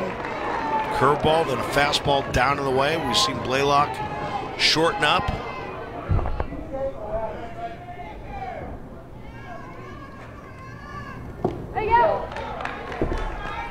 1 ball, 2 strikes now. Blaylock followed by P.J. Green and Simon Lewis. 6, 7, and 8 here in the 6th for Georgia. Georgia has scored in all but 1 inning. Great shot. Colton Wombles giving him the sign when he put down the number 2. That means the breaking ball. He wanted the breaking ball down. Fastball the outside part of the plate. Blaylock didn't like the pitch, but Yuxheimer placed it perfectly, and there's 1 away. That was a good mix. It started off curveball, fastball, curveball, curveball, then a fastball. Yeah. Home plate umpire Rich Babalakwa liked it. Keeping in mind, folks, and this is always one of the things that I like to share, the center field camera is a little bit off, so you don't have that straight on angle. Whenever you see a pitch come in, you know, there are times where I'll be at home going, where was that? And sometimes the angle's a little bit different. That pitch to me maybe was a little bit outside, but again, you know, that center field camera is just a little bit off, and it's not dead center. So the angle that it gives is going to make it a little bit more outside than what it really is. Sure. What you're saying, Mike.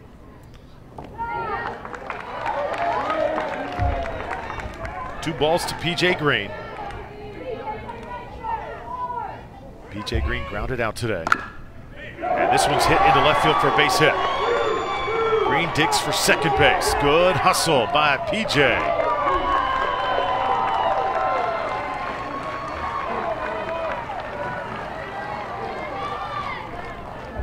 That's the 15th hit for Georgia today. Now bouncer down the third baseline. P.J. Green gets a top spin. Gage Woods in left field gets to it in good order, gets it right in, but P.J. Green with too much speed. Simon Lewis now for Georgia. Takes one for a strike. Fulton County Stadium at one point, they called it the launching pad. We moved the launching pad to Warner Robins, Virginia, or Warner Robins, Georgia. Anybody that's got on that mound today, got to be ready. Ball gets by, going to throw down to third, and a collision right there. Ouch. P.J. Green, short of the bag, got tied up that time with Lane Griggs. Saw a collision yesterday with P.J. Green at first base. Here's one at third base.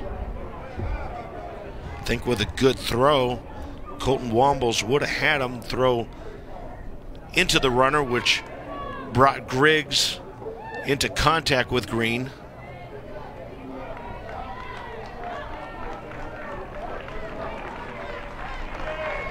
Well, he's up, shaking it off. Tough customer. This is how it happened. There's the throw, and again, you see Griggs was trying to go after the ball, and that just brought him right in to P.J. Green. And P.J. Green going to be awarded home plate. So 14-11 after the collision.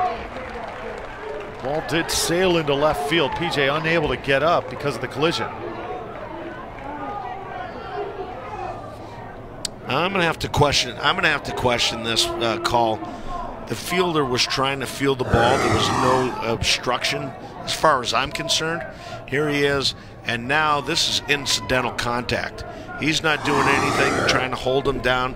He's not trying to do anything to keep him from advancing. All he was doing is trying to field the ball, and the fielder has every opportunity to do that.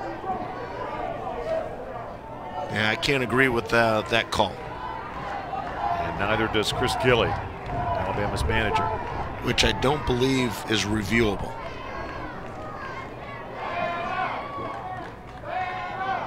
Okay, Michael Grossman's going to get together. Bavalakwa, Oaks, Singleton. 4 of the guys are going to get together. And I like this. I really like this. You know, put 4 heads together, talk it over, get the call right. Too many times at the big league level, you know, they refuse to do that for whatever reason.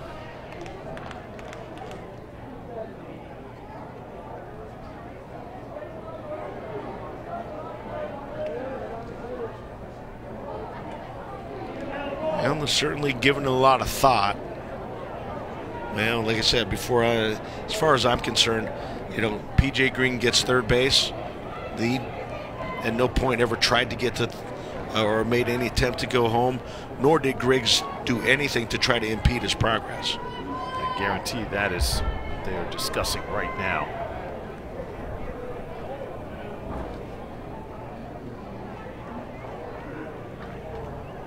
Should the man stealing third be awarded home plate as he collides with the third baseman, Lane Griggs. P.J. Green looks like he's okay. That's a good sign.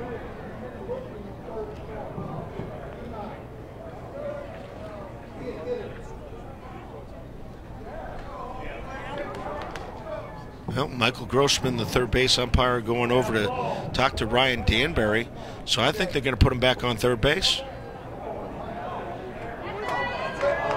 Here comes P.J. out of the dugout. That's going to be the case. So once again, I think after discussing putting the 4 heads together, Mike, I think the correct call was made. I do too. I really do. And to me, that was no intention. Griggs was doing his job. P.J. Green doing his. And he said incidental contact. Well done by our men in blue. Also, you gotta, I think, give kudos to Chris Gilly, the manager for Alabama. Sometimes you've gotta get out there and plead your case a little bit. He went out, challenged the call, had the talk with Rich Babalakwa and Michael Grossman, caused the umpires to get together, and takes a run off the board.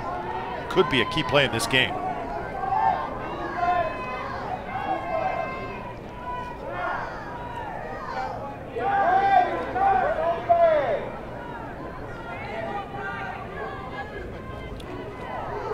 Okay, now Chris Gillies not sure what they're talking about now. I think Chris Gilly maybe wants the runner to be called out. And then I'd have to disagree with Chris Gilly. Maybe it's I could be on his side once, and now I'm not on his side. Okay.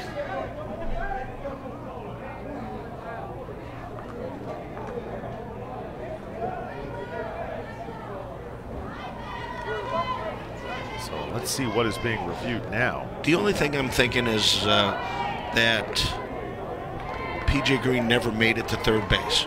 And I think what they might be, yeah, and this is a situation where you can't challenge it, or at least you can't challenge this the way it was brought up. I think PJ Green's foot hit third base. At that time, it was dislodged, and so now it's a dead ball. Now the crowd a little unhappy with Chris Gilly coming out of the dugout again for Alabama. Maybe presented a different way with a little different explanation, maybe something that could be reviewed, but as it was presented the first time, it wasn't.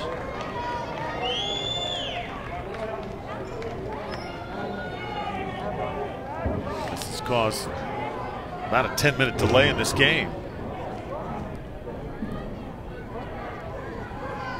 And I think Chris Gilly is also out of challenges for Alabama. Well, I think it's time to play ball here. Well, Chris Gilly just isn't, he's just not taking no for an answer.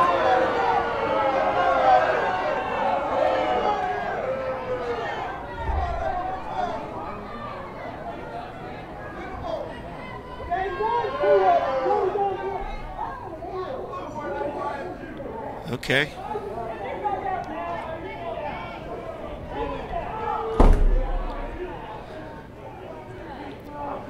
And I believe now we are under protest officially.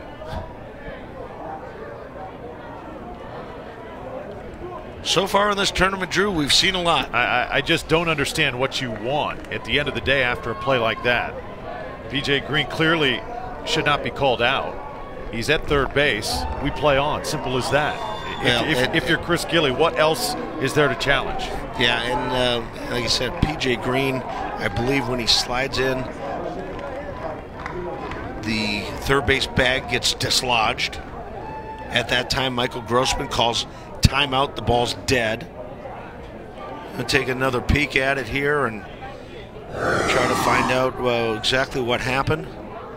Here's the wild pitch, picked up by Wombles. The toss into left field, the slide, boom. Now the ball, the bag is dislodged. Michael Grossman is now pointing down, basically calling the play dead. He did make it to the bag. So what's Chris Gilly is contending is Brandon Green, the shortstop, was able to tag him because PJ Green did not make it to the bag. After review, I just saw that PJ Green's foot did hit the bag and dislodged it.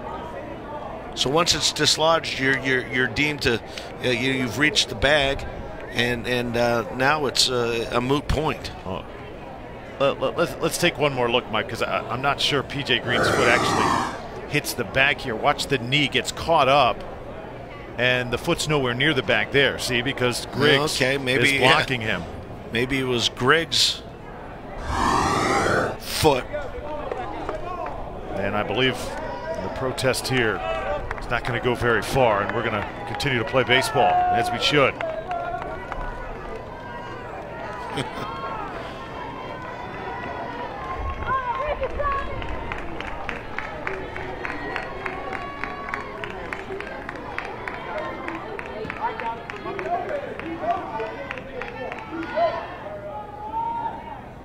So obviously, Chris Gilly wanted P.J. Green called out. Yes, he did.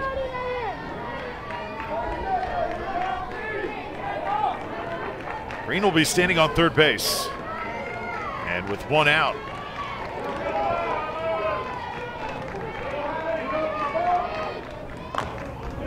Georgia's going to put this one in play. Hit to the first baseman, step on first. Well played that time. Simon Lewis retired. As Jackson Milam shows a sure glove over there.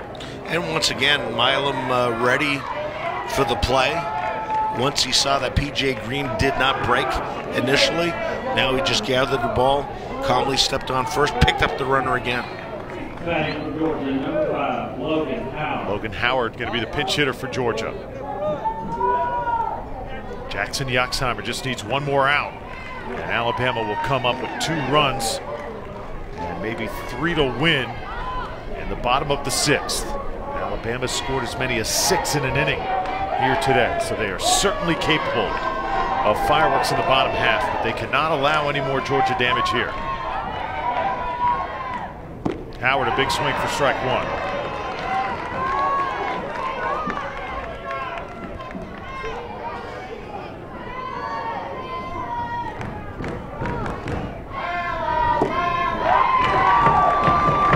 That time.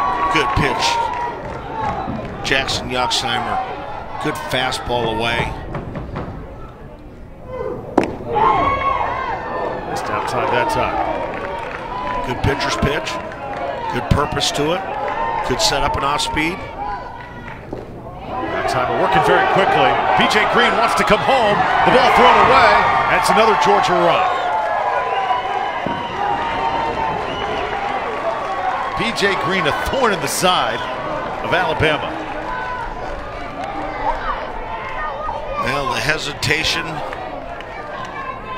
P.J. Green, take a look. The ball gets away from Wombles. Now he's going.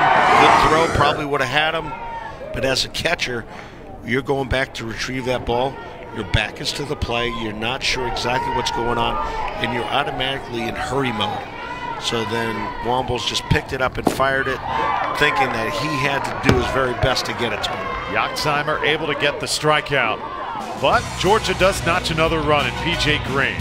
Milam, Kitchens, and Wombles for Alabama, and a chance to tie or win it when we return.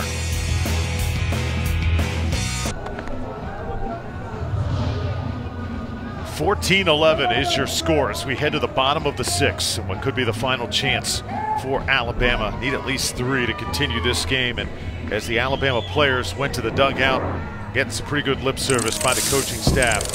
Chris Gilly, Brian Tharp, Daniel Woods, letting their team have it, of course, in a positive way, in a motivational way, realizing that this is the final chance. Well, these young players have responded all tournament long to adversity, asked to be able to do it one more time. Trey King, the new pitcher for Georgia.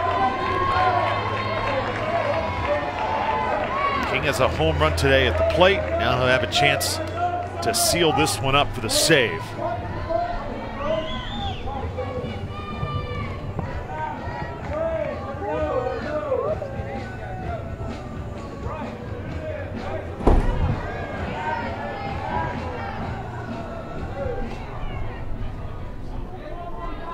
Jackson Milam leads it off for Alabama. 2, 3, and 4. Here in the bottom of the 6th. Caleb Costa is back in center field for Georgia. Bryce Elwine moves to third base. Garrett Arrington is now the shortstop.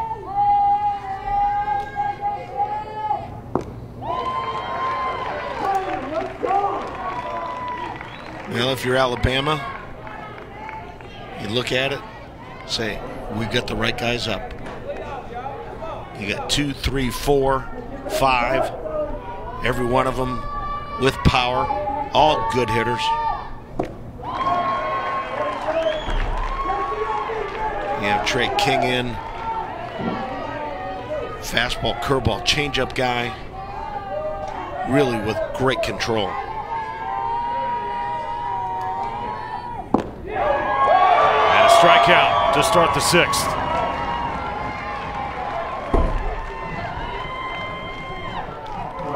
going with the fastball away. Simon Lewis lining up outside. Again, maybe a different angle. I had that a little bit too far out, but home plate umpire Rich Balvalacqua has a much better look than I do. J.R. Kitchens' turn. 2-run homer. Last time he was up. Kitchens was also hit by a pitch today.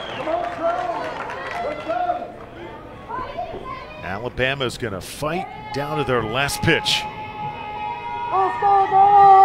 What a journey it has been for this Alabama bunch. A loss on day 1 to Tennessee, then defeating Virginia on day 2 in the nightcap. Big win over Florida late last night. Extra innings. They have battled Georgia every step of the way. Kitchens shoots it into right field, and it is going to be caught out there by P.J. Green. There's 2 away. Well, P.J. Green playing deep. Much easier to come in on the ball than go back. Line shot. J.R. Kitchens, unfortunately for Bama, right at him.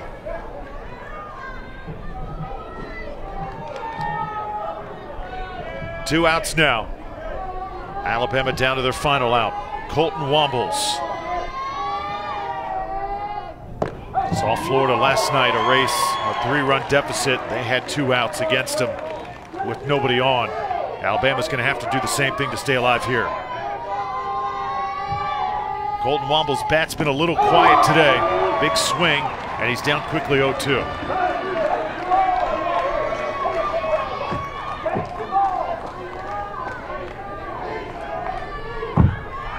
You see favorite actor Vin Diesel, and appropriate. This young man has been action personified all tournament long. Wombles can't catch up to the fastball as a strikeout delivered. Trey King does the job for Georgia. Also an explosive Georgia offense with 15 hits. And 4 home runs. Victorious 14-11 over Alabama. So Georgia will survive and advance. What a game it was. Both teams giving it their all here in Warner Robins. Well, Phenix City, Alabama just came up a little bit short. They played a heck of a tournament. They gave everybody all that they could handle. Eventually, they kind of got a little bit overwhelmed by this great Peachtree City offense. Didn't have quite enough pitching to stay in it. They threw up 11 runs. They had some home runs. But I tell you one thing, they really accounted themselves well. They played hard every single out. Very deserving of, we'll call it the 4th place finish in this tournament. But now we look at Peachtree City. We've seen the bats. They've come alive. They faced a very good pitcher in J.R. Kitchens. They scored a bunch of runs off of him. Still in this tournament. They'll play tomorrow with the chance to go to the finals. 23 total hits, 3 of them banged out by Chase Blaylock. Another awesome display of power, gamesmanship, pitching, and competitiveness from these little leaguers. Later on tonight, watch us on ESPN. North Carolina battles Tennessee. Tom Hart, Chris Singleton will have the call. It has been fun here in Warner Robins. For Mike LaValliere and our entire crew, I'm Drew Fellio saying so long. Georgia moves on, a 14-11 win over Alabama.